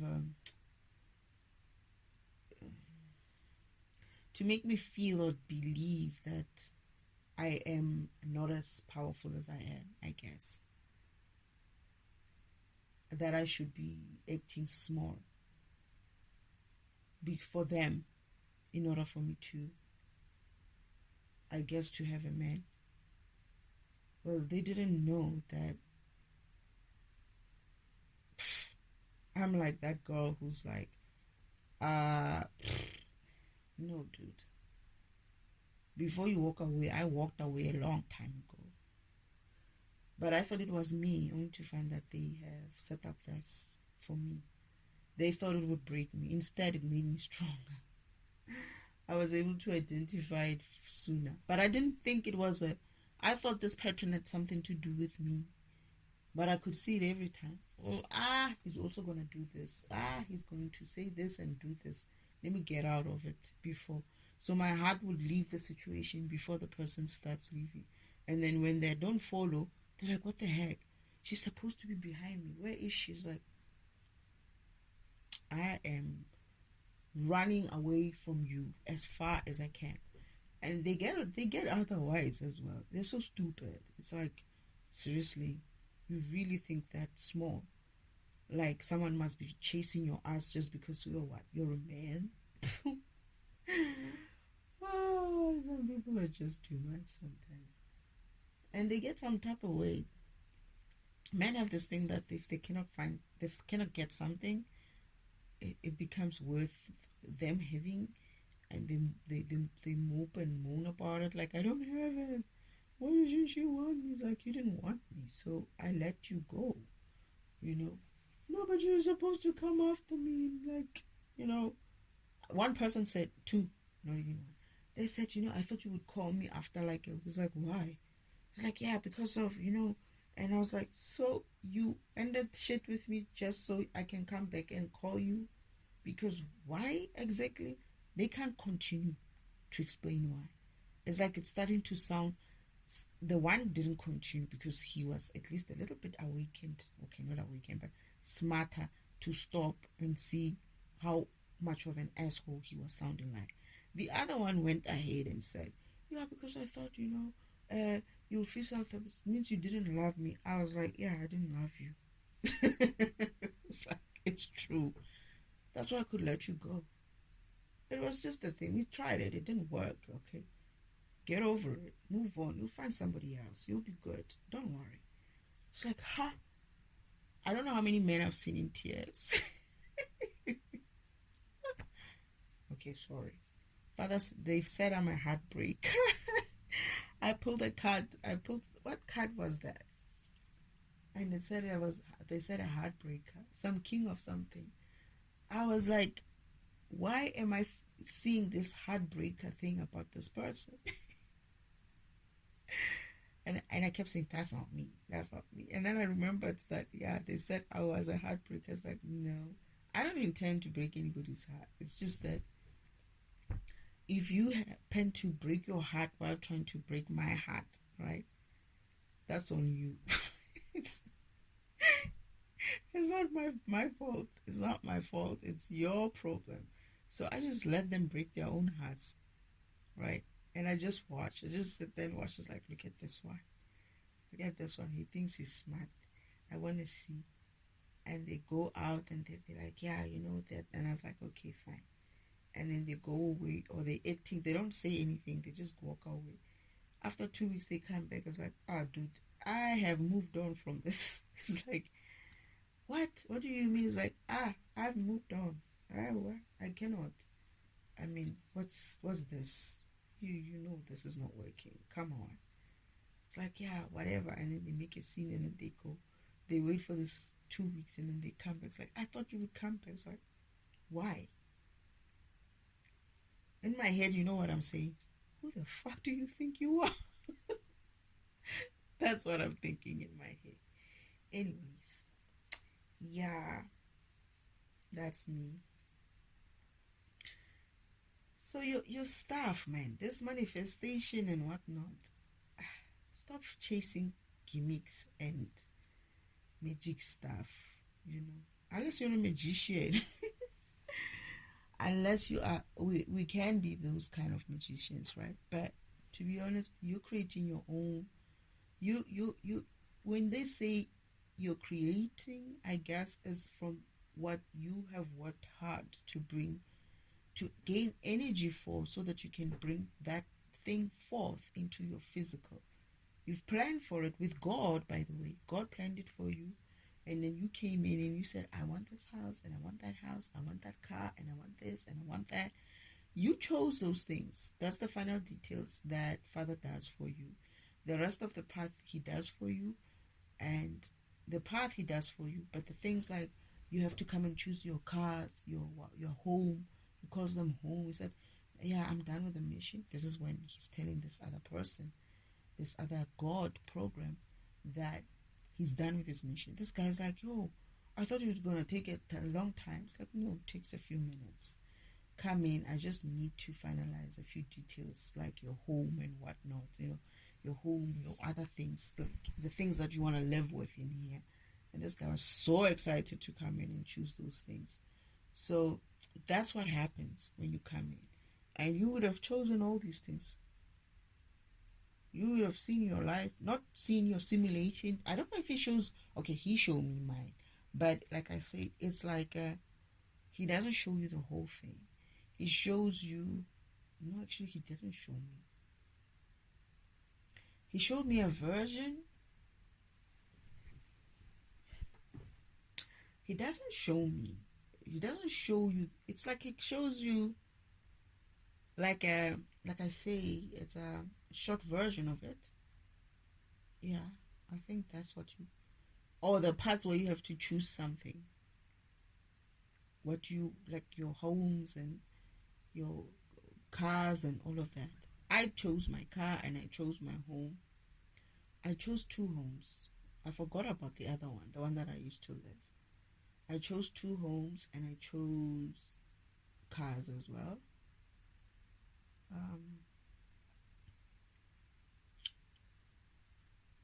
So you do that. So if you want to go in and do 10 directly, you can try that. If it fails, you're going to have to obviously need to go through different paths so that you can learn, go in and learn and gain experience of some kind that you would need to get through all those up until you get to 10.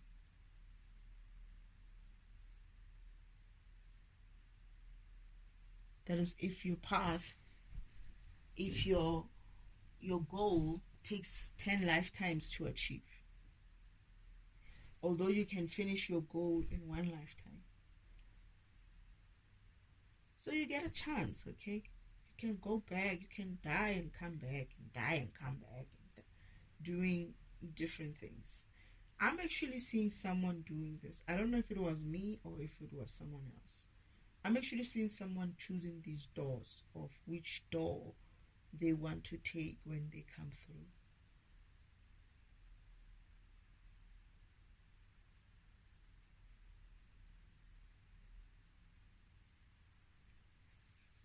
I've been told that, or I've learned that I've been killed many times in the same mission.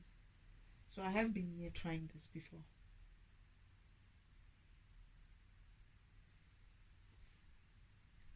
I've been here trying this before.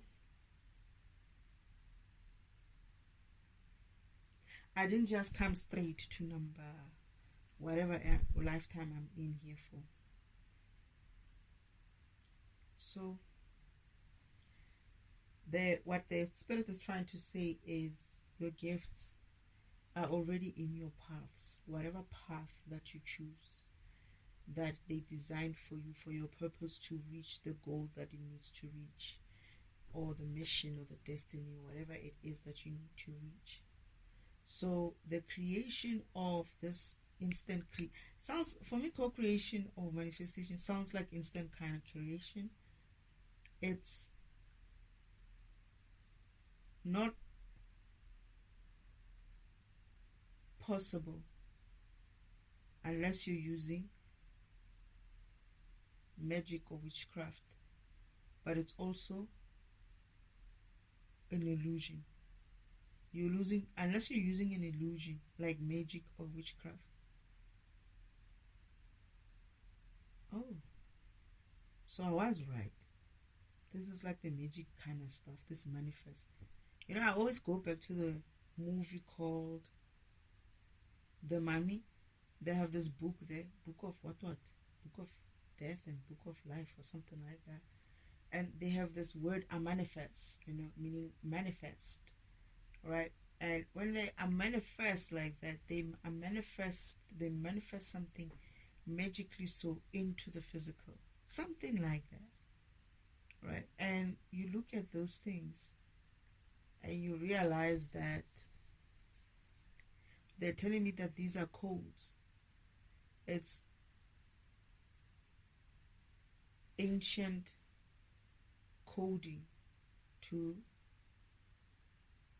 use to create things like that.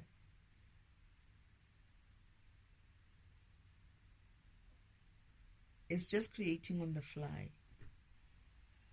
It's not.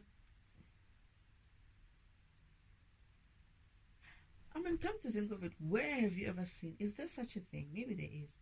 I don't know. Is there such a thing where they say it was created by magic and it still exists today? Like a structure or something. Like, oh no, it was conjured up by magic, using magic, and it still stands there.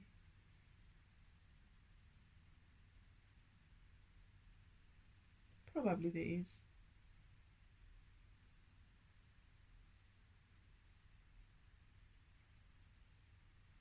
I'm hearing that they are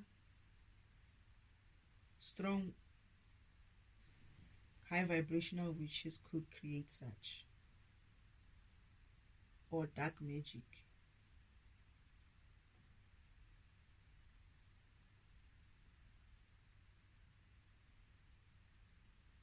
But I'm getting that it's usually tied to something. They tie it to something, someone, some energy source.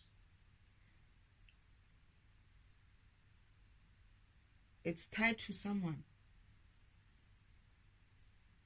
They're telling me that, like the people in purgatory,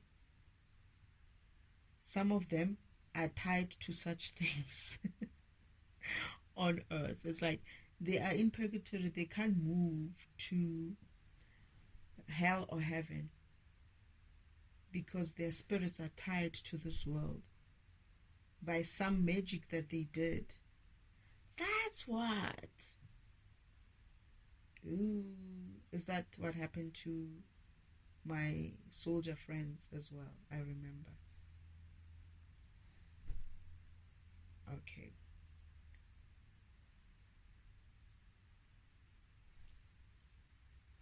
they get to be released through this mission. When things get upgraded. Okay, so when things get upgraded, these ties which have been made, illegal ties which have been made through magic and witchcraft, will be broken. It's like these people are trapped because they took a deal, some sort of a deal, and they didn't understand that that deal is going to trap them in, trap their energy in the physical. So they're not able to go to they're not able to play the game on the spiritual world, on the sacred, go back to the spiritual world, the heaven or the hell path, because as much as they are dead, their energy is still stuck on earth or somewhere. So through some object or someone, they're still, these people. And the energy is being used there.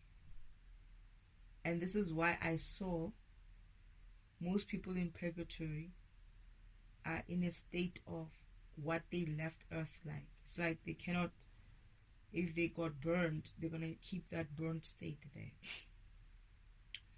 If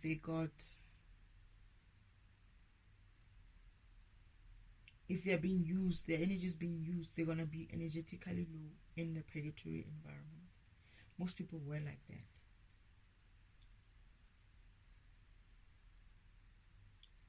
It's like you're so low that you can't be put into hell to work on yourself because your energy is still tied to physical.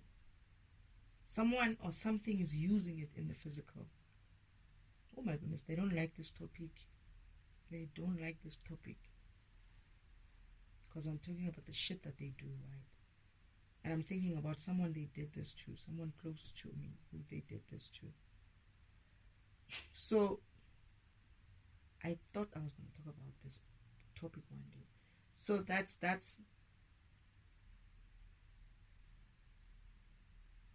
and some of these manifestations as well.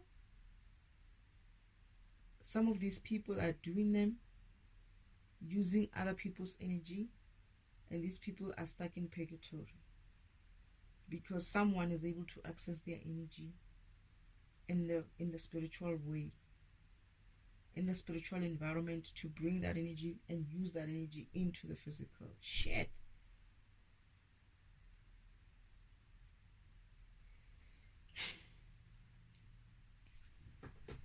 This is why you shouldn't play with dark or black or white or whatever kind of magic and shit like that you do not understand. I'm manifesting. They're going to give you spells one day. You're going to do the spells and you're going to get stuck here. Or you're going to get stuck in purgatory. When they say there's worse places than hell, it's purgatory is that place. I saw it. I was like, Father, what the heck? What are we? What? Should we be here? He's like, don't worry, it's fine. I was like, where are we? He's like, it's called purgatory. I said, why are they looking like this? They look so drained, so... And it's like, it's because of they are stuck. Their energy is stuck in the physical. It's like, oh my goodness. And then we went to see the soldiers, right? Which, yeah. And when we went to see these soldiers, they were there as well, just sitting there, standing there.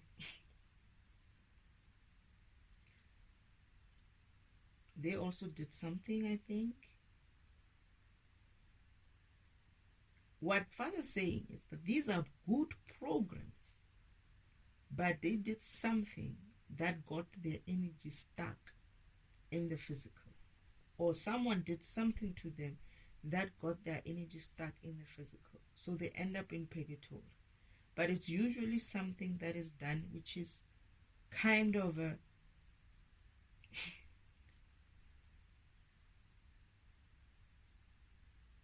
I'm not here... It's not illegal. It's just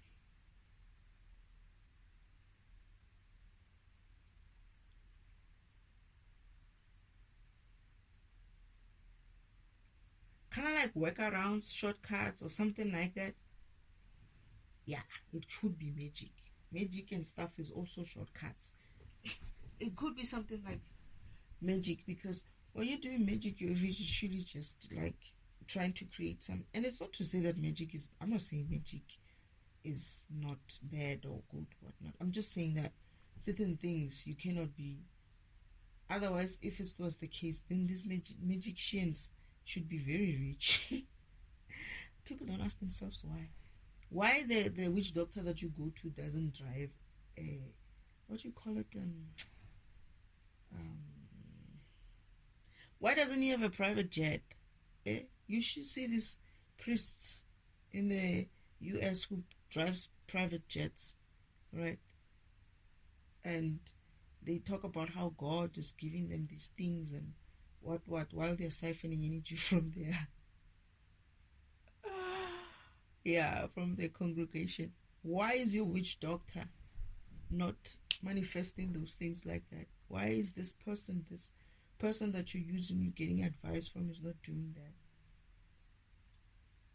I bet you if you went and see these people in real life without their makeups and all, you'll be shocked. You'll be shocked. You realize that you're just talking to some regular old person. I mean, I'm not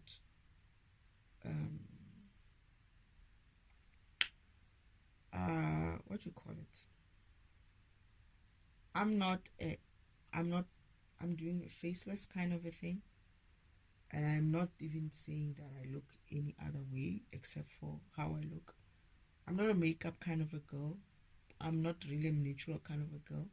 I just like to be clean and be put together as best as I can. And that's the kind of person I am. But I'm just talking about not the physical things as in like. I get the feeling that when you go and see these people, you're going to find out that they just live like you. They just put on makeup for a video, talk big in front of a camera, and when you really go and watch, there's some who share a little bit of themselves. Those who are genuine, you'll normally see them. You'll normally sense them. You'll even see their background, right? But these manifestation kind of people, you can't see shit behind them. I listened to this girl one day. She was talking manifestation as well. And I'm like, wait. I manifested so much. And I was like, you look like you're living in a flat right there. That looks like a regular old flat setup. And she's talking like she has this big homes. And she's like, I bought a house in 3 months. Something like that. And I'm like, at some stage, something also made it seem like she's in a flat. You know how, man, you can sense, man, the noise around the place. Like cars hooting, like they're hooting downstairs there, like down there. Like she's on some sort of a high building and there's like traffic noises down there. It sounded like that. And I was like, where's the house then? Why are you not in the house? What kind of a house is this? Why are you in such a traffic area? That traffic noise came through and I was like, nah. All she did, this girl, was put on some fancy makeup and started talking. And they sound good, eh? They sound very good. You hear them and they're like, if you're not really thinking and applying your mind and defragmenting it like I'm defragmenting it now, you're going to take it and you're going to run with it, right? And be like, yeah, I could do this. I could do the thinking positive thing. I could eat well. I could, do all these things. And yeah, and I'll be fine. They sound good. They sound like what they're saying. And they're using keywords again. They use specific words to just jumble with you. She said something else as well. The quantum something. I was like, not another one. And I am done. I don't like Googling this shit anymore. So I don't care for it. I Googled one the other day, EFT or something like that. I was like, why did I even do this? It's just rubbish. Anyway, so the idea that you're gonna be creating like that. So Father's teaching me about co-creation and manifestation, because I still said I'm not good. I'm not clear on them. I don't understand where their role in the system. Who does co-creation? When do they do co-creation? Right? And creation as well. Who does creation? When do they do creation? What are they talking about when they say they're creating? Who does manifestation? How do they do manifestation is one thing. How do they do co-creation is one thing. It's another. It's like, but how? Who? How? Where? If that was so easy, we all have to think positive. If I saw my friend saying, all you have to do, darling, is just think positive and you get this car and this house and whatnot, a lot of us will be there. We'll be like, oh, I'm so thinking positive. I am not. I mean, it's very easy to think positive. Yeah, it is. It is. If you want something bad enough, you're going to be like, I don't want this thought in my mind. I don't want this thought in my mind. Right? You can do those exercises and be like, I'm starting to think about that one. Let me leave it. Let me think about something positive. It's very easy in the sense of it's very easy to divert from it to a positive thinking. But at the same time, it might feel like something that only people who have the energy to do it would do it, because you can't be lazy about it. You have to be mindful and you have to be introspective as well. That is going there and understand why you even do it in the first place, right? So I believe that a lot more people, not maybe everybody, but a lot more people would be getting all these manifested stuff. But it's not the case. You can't tell me your colleague manifested their car and the house. The colleague worked hard for it. They wake up every morning. They join you at work on their desk and they try to do what you do. They earn money and maybe they manage their money better. Right? Other than that, if they manifested a bigger car than what they actually are capable of buying with their earnings, yeah, perhaps they are manifesting it through someone else's energy. But do we call that manifestation? No. You're stealing. You're stealing energy. Karma is going to get you. That's all. So people call stealing manifestation. Your brother bought you that car. Your father bought you that car. You stole energy from your father. That's what that is. It's not you manifesting it. Your father is paying for insurance for that car. So you're only able to maintain and keep that car or afford to buy that car because someone else is paying the rest of it that comes with it. You're stealing. You're stealing energy from your father, from your mother. And no, it's not right. It's illegal in the universe to live off anyone's energy, including your mother and father. Including your mother and father. They don't need to be buying you all those things. You must be paying it back somehow. You must be balancing that energy somehow. Because this is what happens with these people who use other people's energy, like their parents. Just watch what happens when the parent dies. Inheritance and all. They would leave them all this inheritance. Soon, you hear that these people are broke. These people don't have anything. Why? Because it's still not their energy. Right? They were using an inheritance type of energy for things that they didn't maintain. They cannot maintain that inheritance. Inheritance money is one of those things as well that you're like, what am I going to do with it? Because it gives you this rich people problems where you are poor, you have money, but it's not enough for you to do certain things with it. You know, these people like, oh, you can avoid tax this way and tax that way. No, you can't exactly. Not really. If you look at it, only people who are able to be brave enough to say, I'm going to take this 10 billion and put it in some what company and just forget about it. Yeah, you can play with money like that, right? But if you have 10 million, it's a different story. Right? 10 million in my currency, of course. But I think if in any currency, even a dollar, it's like, what can it buy you? When you start dividing that money with just the home and the car, half of that money is gone, and the maintenance of that home and the car for the next coming 5 years, half of the rest of the money is gone. So yeah, no, it's not as worth it as people make it out to be. We call it ghost money because of your people gave you the money as ghosts. We see them as ghosts, right? They're dead. So they say money,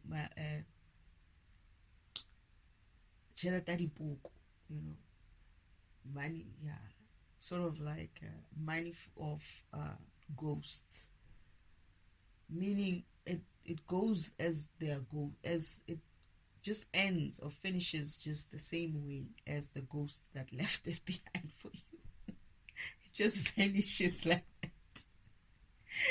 That's what we call it. Show me a lot of people who've got inheritances like that. Unless you are like wealthy, yeah, you could possibly keep it. But it's also very painful to keep. Very painful and hard work. That's another thing. It's like you're going to work for it.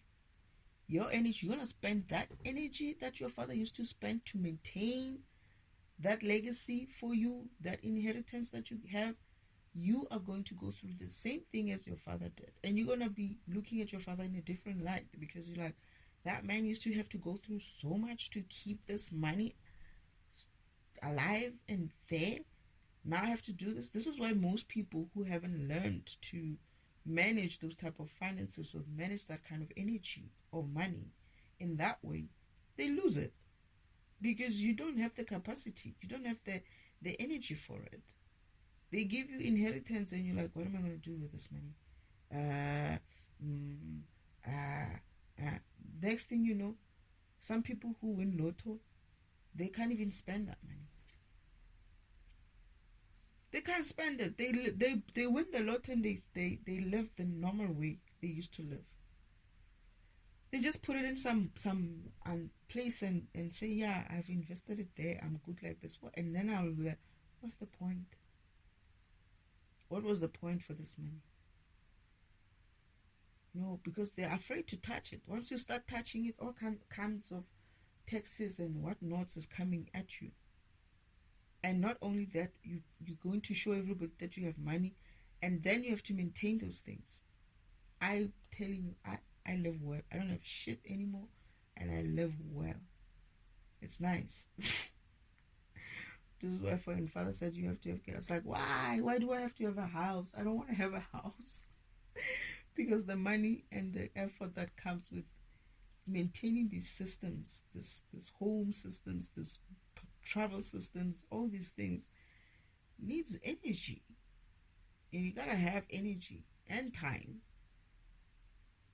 But yeah, I used to envy people who didn't have these things. I used to. This is why I wanted to get rid of them in the first place. Because it's also a trap. This is some of the things that make you not align. Because you're thinking, oh, if I align, because sometimes it needs you to drop that ego, because it's an ego as well sometimes. For some people, it's not egos, those things. They're just what they are. Like for me, I could have kept everything. They were not really my egos, but they were. I needed to drop it because they were attacking me using those things. And I needed to be like, But I was. Most of it I was. The only thing that was a little bit tough for me to drop was my car. Because I had this idea of, what am I going to use to travel? It's not a fancy car even. I just had to get over the idea that I might have to walk everywhere. And now, guess what? I'm bumping into interesting people. And perhaps my program is good for walking, so that I meet the normal man on the street, not some fancy people at some office, but just learn to bump into normal people and influence normal people. normal man on the street. It's a good way. And to keep myself exercised as well. Even though, sometimes it's like kind of hectic, but I'm going to get used to it. I'm getting used to it. It's just sometimes I do so much of this and so much of that, and I love it when I do it like once or twice a week, and it gives me that exercise kind of mode. And I see things, I hear things, it's nice to walk as well. And I walk alone. Well, not alone, with my spirit team, obviously, but yeah. And my angels, my angels and the archangels who are protecting me. It's really nice. I don't even worry about anything. I just have this thing of, I wonder when people talk to me if they have been sent through or what. I just try to mind my own business though. So, Father, anything else?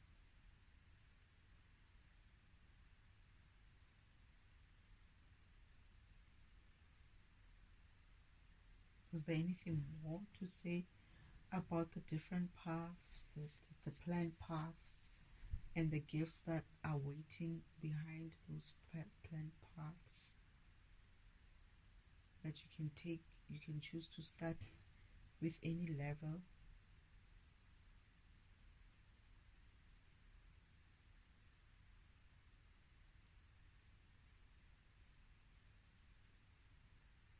Can you really choose to play any level, Father?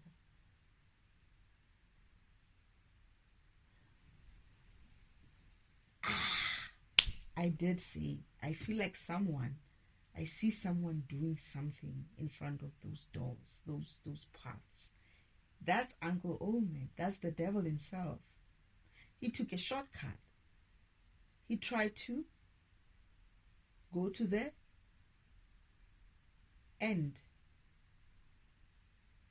He insisted on starting in the middle. It's his path. It's what he did. This is why I'm like, you can take number 5 and then next time go to 10. It's him who did that. And he realized that he hasn't built up. Okay. This is why I'm like, no, man, I feel like I'm seeing someone doing that. So Uncle Omen, that is the devil himself, took a shortcut. Started with 5 and then thought he could try 10 next time. And it failed. He keeps failing because he doesn't want to go back to number 1. And that's how people should really do it.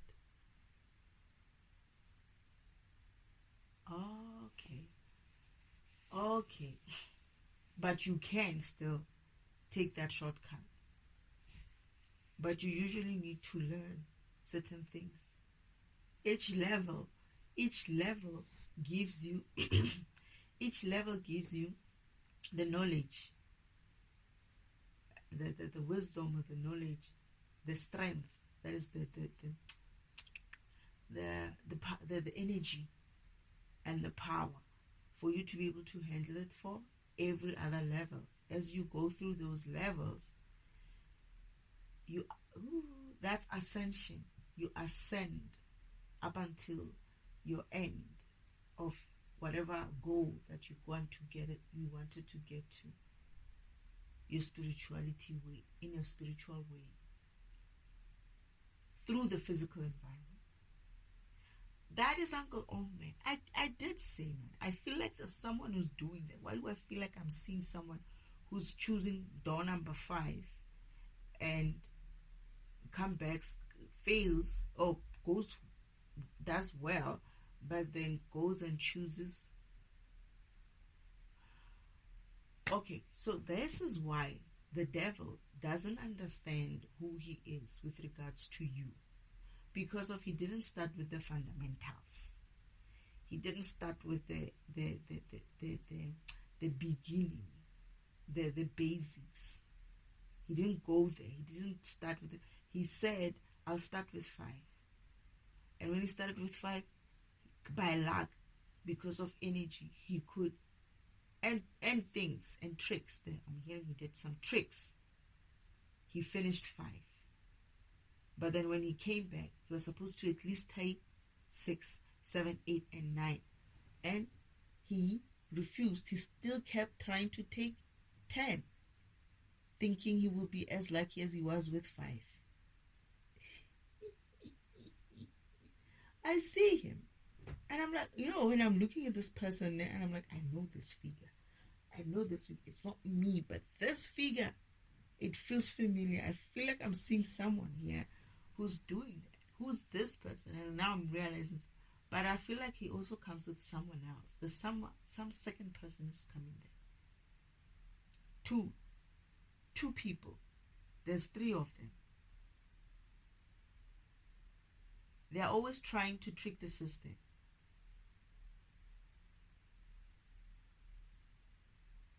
What are they trying to do? Were they trying to goodness, these people. One must go 5, the other one goes 6, the other one goes 7. And then they come back, they meet up there, they share the knowledge, they try 10. Hey, trickery. That's the shit that he was up to. This is the devil, by the way. So these 2, I feel like these 2 are, what's their name? The fallen family. Is this very same 2 fallen family? They always come back, reincarnate to come back to do this bullshit. They have a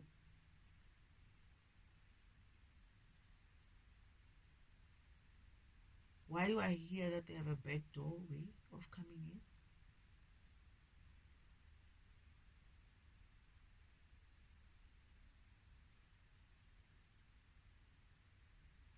They are tapping inside my sinuses now. And my stomach.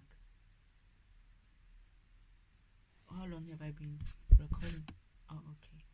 So how are they entering? How do they enter that doorway without coming through to recycle bin? Because they have to go through mother and recycle bin in order for them to have access to those. I need to figure that out.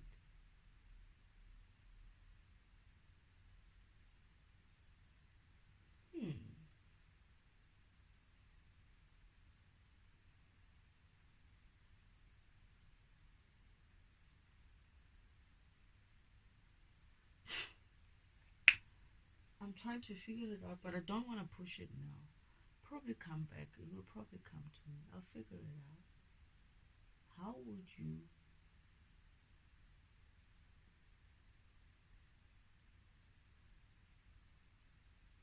Why do I feel like they're still using me and my access? They're still using me. They're using me to come back. Oh, this is why he wouldn't let me go like that. Fuck him. I feel like they are using me. This is what they were using me for.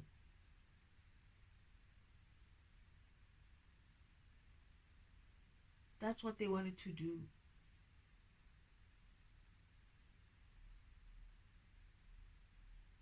But does my great aunt know about this? That these people, they're hacking spirituality. They're trying to hack. This is why this environment is full of such people who are trying to get into spirituality in the back doorway. But they don't understand something. Your program only grows when it truly goes through an experience and expands. It's forced to expand, that you don't fit in those shoes anymore. You're bigger than those shoes. And when that happens, you essentially grow and you have created space in you, and therefore you're able to carry more energy. They don't understand that. They think that they can somehow hack into the system. But it's not to say the system has issues or loopholes. It's to say that their thinking is flawed. And they believe that is a personal, hence I say it's a personal thing. It's purely on the fact that it's like when you ask somebody else to study 5 and somebody else goes to 7 and somebody else goes to 8. Their success there and their failures is going to be what you're going to get if you come together as 3 of you. They died, meaning they couldn't finish that part. Whatever they learned there, if they did it their way, right, and you're not capable of doing it the way they did it, you're gonna get stuck, right? They can say, oh no, I got through this route by doing 1, 2, 3, and I got through there by doing, but you're not a program that is made for that, right? So what they're trying to do, what I'm understanding, is that they're trying to collect knowledge and whatever through between 5 and 9, so that they can take all of that and study and go to number 10. Oh. Can somebody do math? Please. Can somebody just do math for these people? We need to employ mathematicians for these people. It's not even mathematicians. Just go get, like some child from school who can do normal arithmetic and just bring them here so that they can do this. Is it arithmetic? These 1 plus 1s. Think about it. If your path purpose is for you to, 1, learn, gain energy, and all of that, right? And gain your gifts, right? Now, number 5 went in there, Uncle Omen went in there, the devil, and gained all those things. And he went there and grew only in that energy, right? He's supposed to accumulate energy up until 10. How does it help you taking someone else in there for you? That person only accumulated energy for 6. He didn't accumulate energy for 5, 4, 3, 2, 1. You get what I'm saying? It's like from 1 up until 10. You get the levels. You get to gain the energy that you need. Yes, you got away with 5, but you only gained that energy on 5. That is available for you, 5. You don't have the 4th, the 3rd, the 2nd, and the 1st. You didn't get that opportunity to grow like that there. The knowledge as well is not there. So sending someone in and bringing them out and thinking that you can use their knowledge of limited as well, because they did it their way. They're probably a different program and they did it their way. You're going to try to combine that and go to 10 and find that, okay, fine. Number 5, you collected 5 points. Number 6, you collected 6 points. Number 7, you collected 7 points. Let's add that up. Sorry. All right. What was I saying? We're adding up. So that's what? 7 plus 6 is 13. Plus 5 is going to be 18. So you have 18. And you're like, yeah, we've got enough energy. Let's go to 10. It's definitely bigger than 18 is definitely bigger than 10. But here's the thing. You left, oh my goodness, I remember this fellow. This lesson I remember. this I remember. You left at level 1. You left that 1, right? So I'm going to open a calculator because it's too late for me to be mathing here. So, what was I saying? Level 1, I'm just going to assume. On level 1, you're getting 1 energy level. Plus 2, you get 2, which is 3. Plus 3, you get 3, which is 6. Plus 4, plus 5, plus 6, plus 7, plus 8, plus 9, and plus 10. So you need 55 to get through 10. These mofos have, how much? What did I say? 7 plus 6 was 13 plus 18. They have 18. They need 37. And I remember Father taking me back through to 1 to show me that on 1, you get energy level that's capable of carrying you on 1, right? And you gather that as you go to 2, you gather more. As you get to 3, you expand more, you gather more, gradually so. Eventually you get to 10, and you're able to gather what is on 10, and when you get to the end of your divinity level, you're able to break through and become divine. And these mofos cannot do the math. And there's no way you're going to do that by that 6th person earn energy for themselves. They didn't earn energy for 3 people. They earn, oh my goodness. Oh.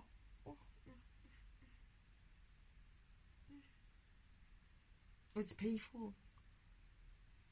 Being low vibrational is painful. Low vibrational thinking is painful, I swear. They think, because you gain energy there for yourself. And I remember Father showing me that they're trying to break something that is not going to work. They try to break into something that it doesn't work. They don't understand how it works, because they didn't start at the beginning. Had they started at the beginning, at number 3, you already find that you sort of like see, oh, this is how it works, right? And you're able to do 3, 4, 5, 6, 7, 8, 9, 10, because you need to, because that's how your path is being designed. You need to get to those levels using those paths. And they feel like they're going to... Why do I feel like I'm seeing them inside this path place? They are taking in there. You showed me that they earn energy for themselves. And they're not really earning energy. These people are they're failing. So they're failing, meaning they don't gain any of those gifts.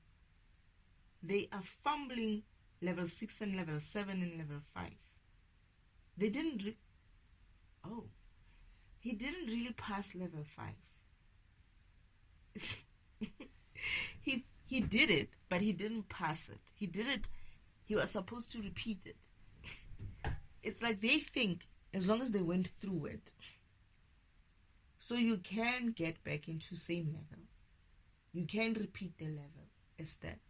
If you died, because Father shows me that you can actually leave without gaining your energy. There's a part where Father, I think I failed the first fundamental levels. I mean, the first levels, the couple. There's a level that where I started having to repeat myself. And he was showing me that you sometimes do need to repeat something in a next lifetime, because you didn't do so great there, right? And you didn't earn that energy that you needed to earn in that level. You didn't, let me put it this way.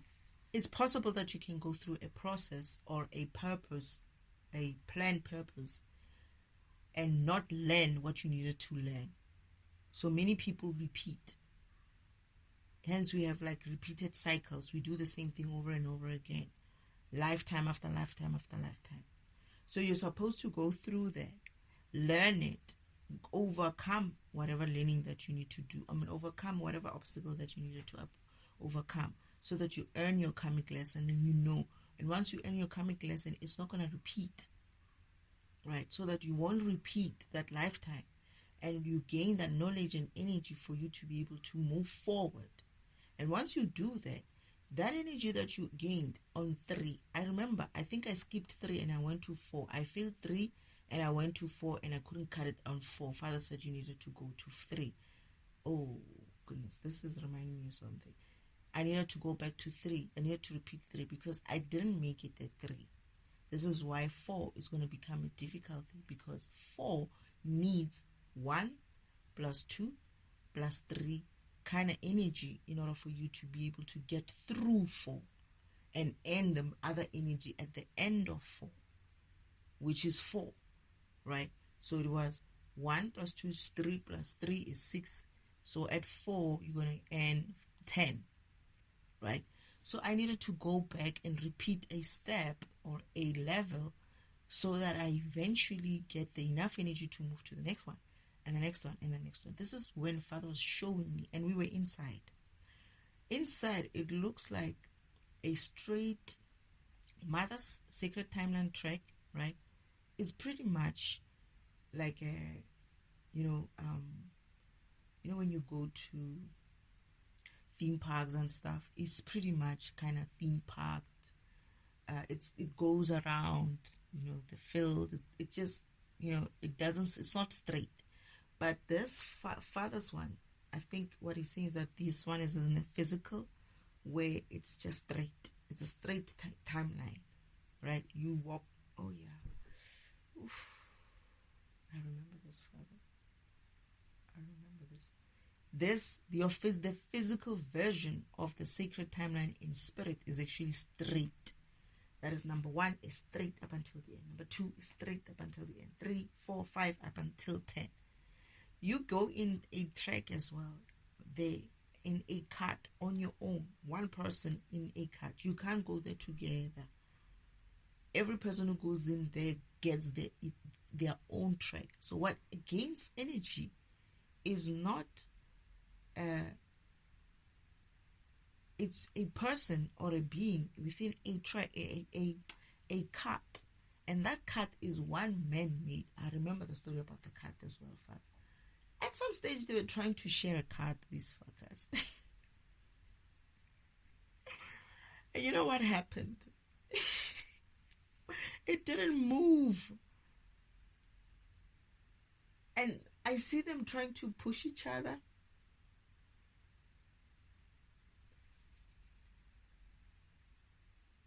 I think it doesn't move still. It moves by signature. It had too many signatures. The one sitting inside and the one pushing it. So it doesn't move. Only Father can move it. Only Father or Mother can move you. This is why they are the only ones who are able to help you. They are the only ones who are able to come and push you, give you a push. Even in the sacred timeline track in the spirit world, they are the ones who come out to help you, not anybody else. You know why, right? By now. You should know now by now that no one is allowed to live on anyone else's energy in the universe. It's illegal. So that universal law is in those tracks as well. So they're trying to push each other as these three fools. It's like the three, I wouldn't call them the musketeers. These are three blind fools or something like that. They are foolish, these people. They were trying to do that. But you know where they are now? They went back to 1 and 2 and 3. They are stuck on number 3. The one I got stuck in. Father said, I got stuck in. The one that I got stuck in, they are also stuck there. So eventually they decided to go back and learn the fundamental type of kind of training. And they are stuck on 3 and 4. They are stuck on 3. Someone else is stuck on 4. The other 2 are stuck on 3. It's like they figured it out that they have to do it themselves. Oh, shoot. I remember when Father said, Uncle Oman's problem is that he, that is Father, didn't give him enough power.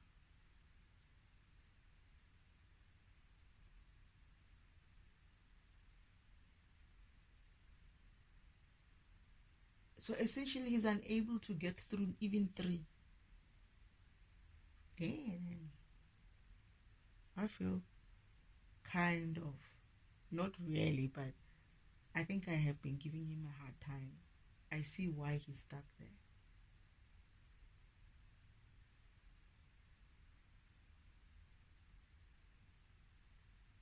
I mean, even the other programs that are helping him out are much stronger than him.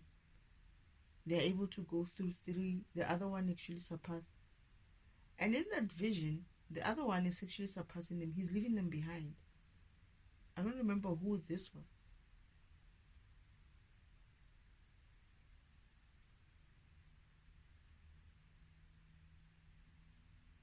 Who's leaving them behind? Because I'm thinking the brothers were 3, but then these are 2. Who's pushing who here? Why do I get that is my aunt's husband? The other one is going to drop them and move on his own.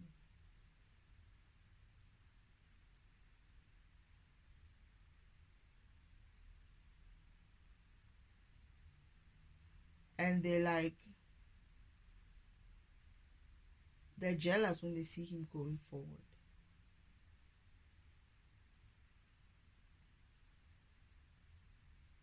It looks like he finished 4 and he came on to 5. But when he gets to 5, they did something to the tracks again. You know, Uncle Omen and Mus messing up with the tracks. This is the thing with this environment, this physical environment, sacred timeline track. You're able to go in and walk between the different tracks, right?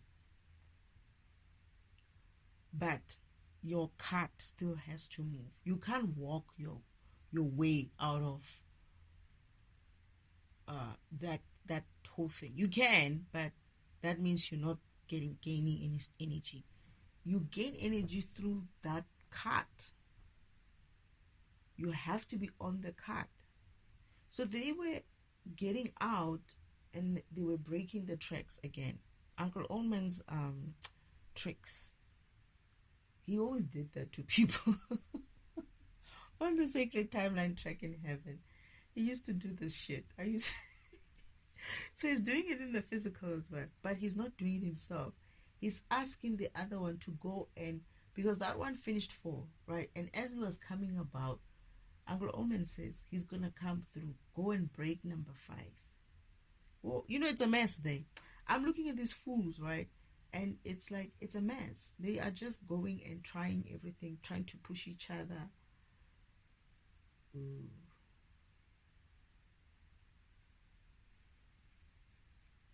They're even trying to the other one is out of his track, right? And trying to push Uncle Omen.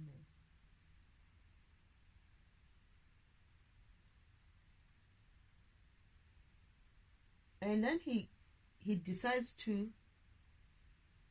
Oh, shit. He decides to... Because he's behind Uncle Omen.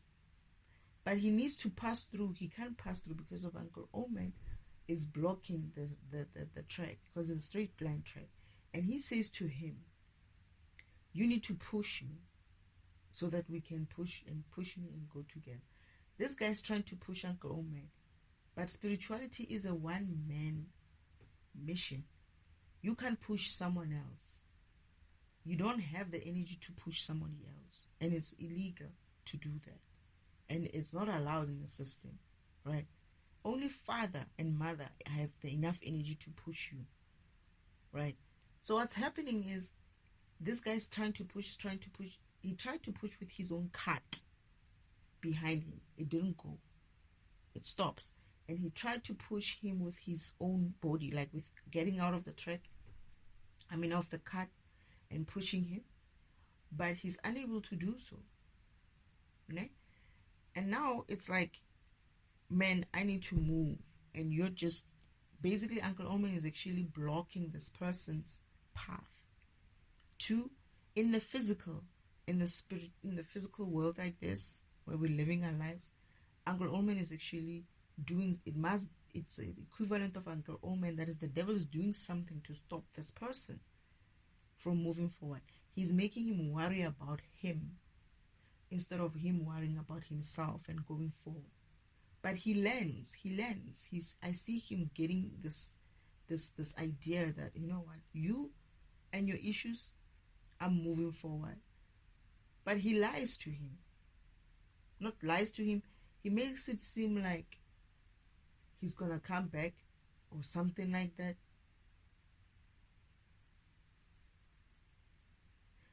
He makes it seem like he's still with him.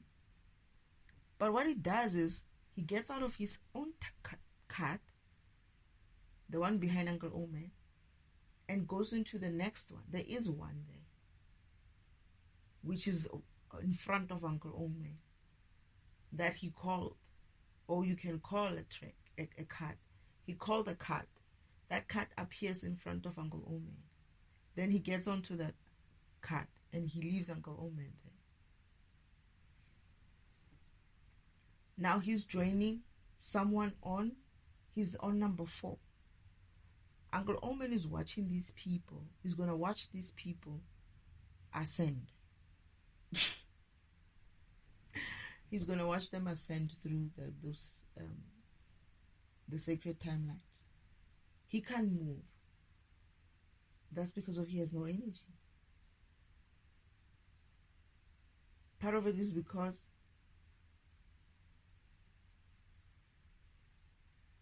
he's been stealing energy from others.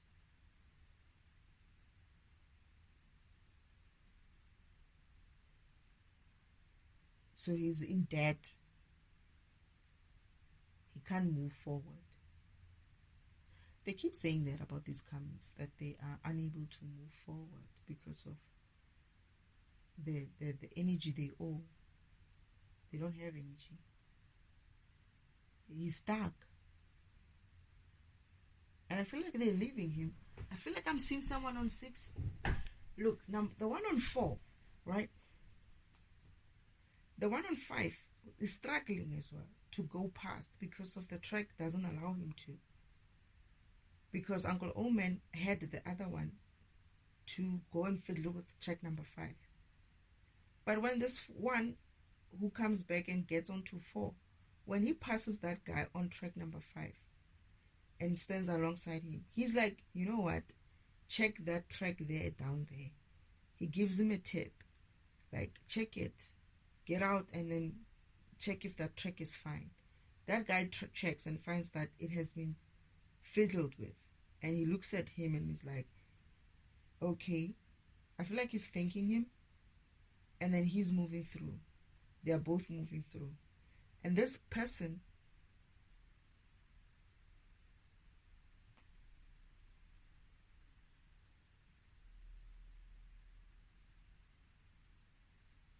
is on 6, 7.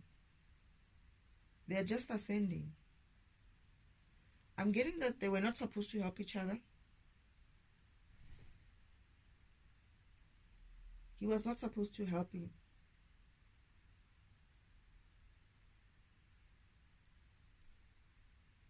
But he made him look there. Because I'm asking myself when he helps him, I'm like, why are you helping him?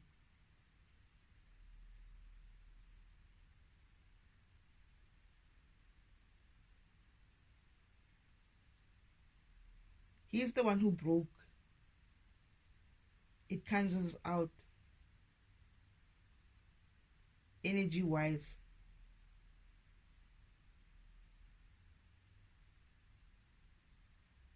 But this person was supposed to learn on his own.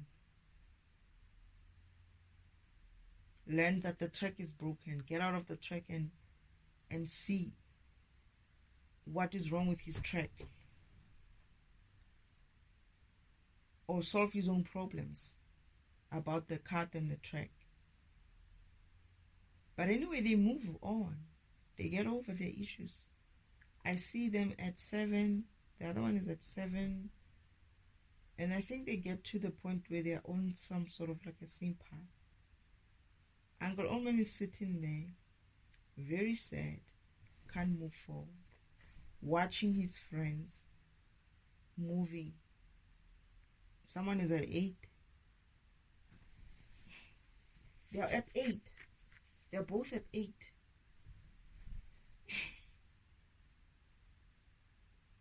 Uncle Omen is still stuck the same place.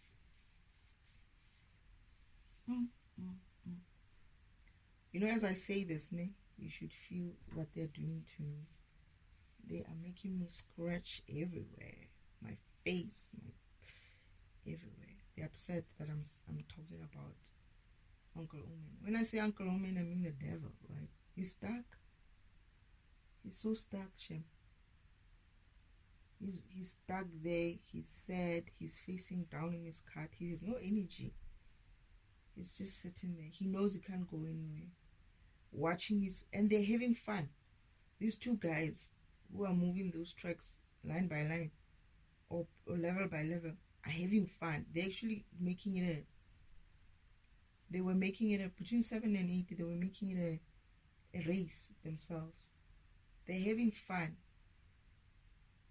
They are soulmates. They are working a similar path. They're becoming soulmates. They are men. They are both men. They are brothers. But their true soulmateness is coming out to life. I don't know. I'm seeing 9. I think these people are going to get to divinity shame. Uncle Omen is going to be sitting there in the dark alone. But am I watching this? This is what? The last part. Shit.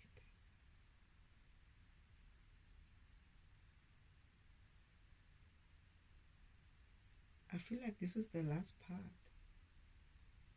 He's going to be the only one standing there. The only one left behind.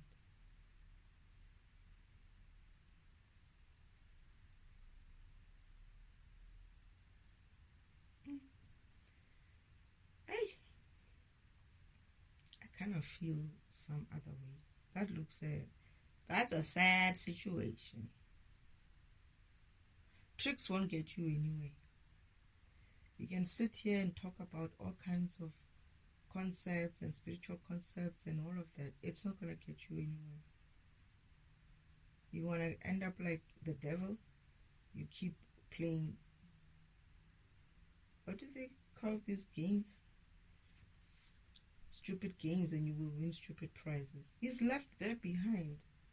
It's like empty people. If it wasn't so busy there, it's empty, like no one else is coming through. It's him there. Those other ones look like someone is at 9, and I don't see the one person at some stage. I think he went through 10 and he's out.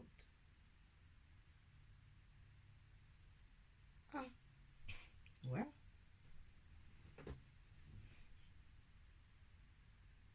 so the important thing is for us to go through the levels, and ascend through levels, not to try to, because you need that foundation. You need the foundation. Okay. Interesting. Wow. Sheesh. Anyway, is there anything else, Spirit?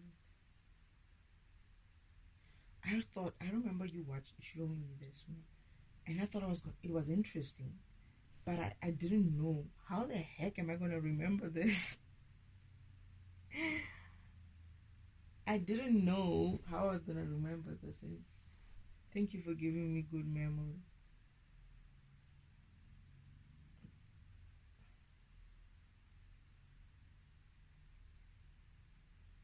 That's when we say spirituality is a one-man show, going about it with following all kinds of people and doing all kinds of exercises, physical exercises. It's not going to help you. It's going to waste your time. You must just align with truth, align with the real thing. Oh, not the real thing, because I say reality is not a thing, right? But align with true source, truth, and you should be able to reach your destiny. You should be able to reach your goals.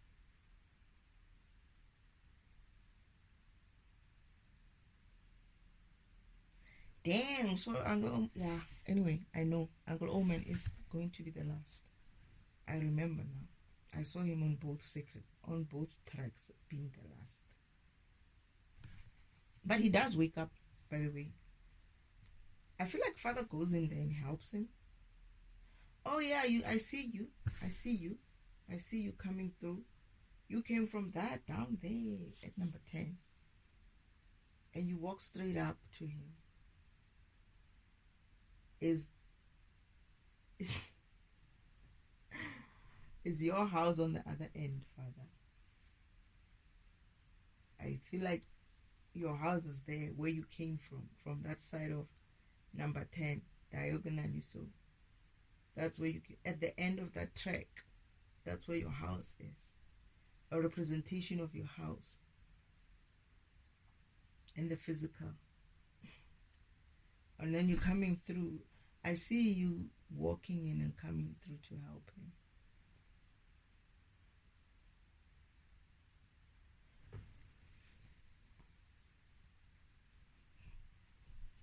Yeah, he does end up the only one there.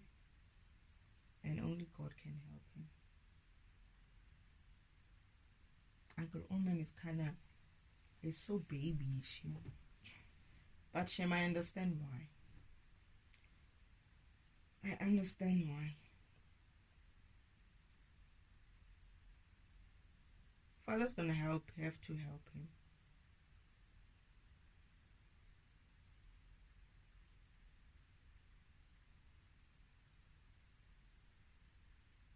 Why do I feel like you're gonna carry him? You're gonna push him through 3? No, you're carrying him.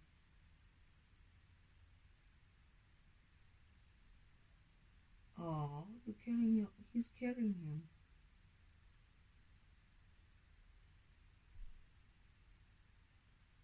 I remember this part. I remember we were standing outside. Even myself, my brothers and sisters were standing on the other end where the timeline tracks ends, and we were watching Father carry him out. Such a bad, sad moment. It's sad.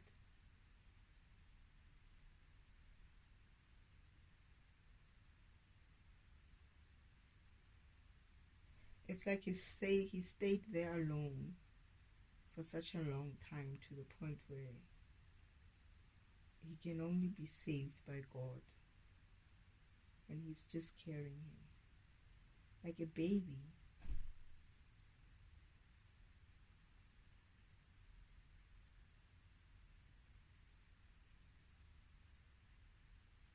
And we're all watching. My brothers and our sisters are watching. It's like Father has been waiting for this moment for a very long time, to be able to help his brother. And he finally let go and allowed him to help him. And he's going to be fine, though. I think he's going to be fine. I don't know if I see further than that.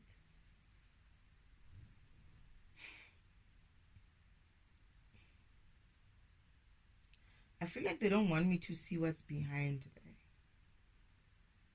I wanted to follow Father, and they said no. My brothers and sisters held me back, and they said no, let him go. He needs this moment with him. Like they were both sad. It was such a sad scene.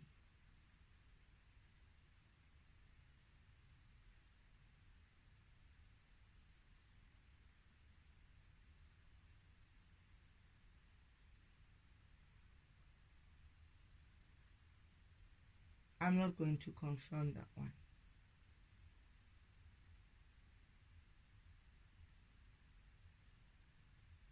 I don't want to even talk about it.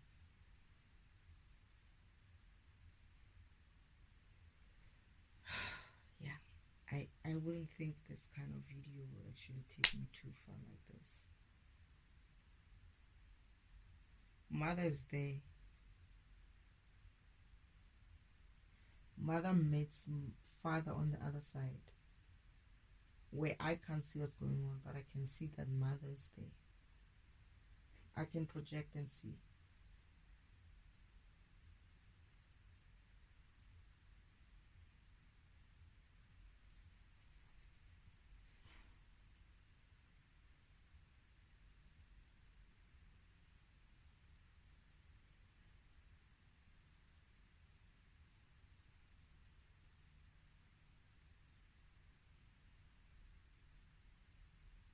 I don't want to see more than this.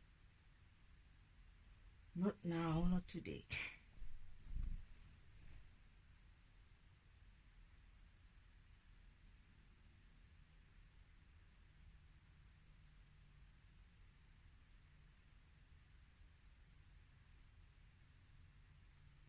Thank you, Spirit.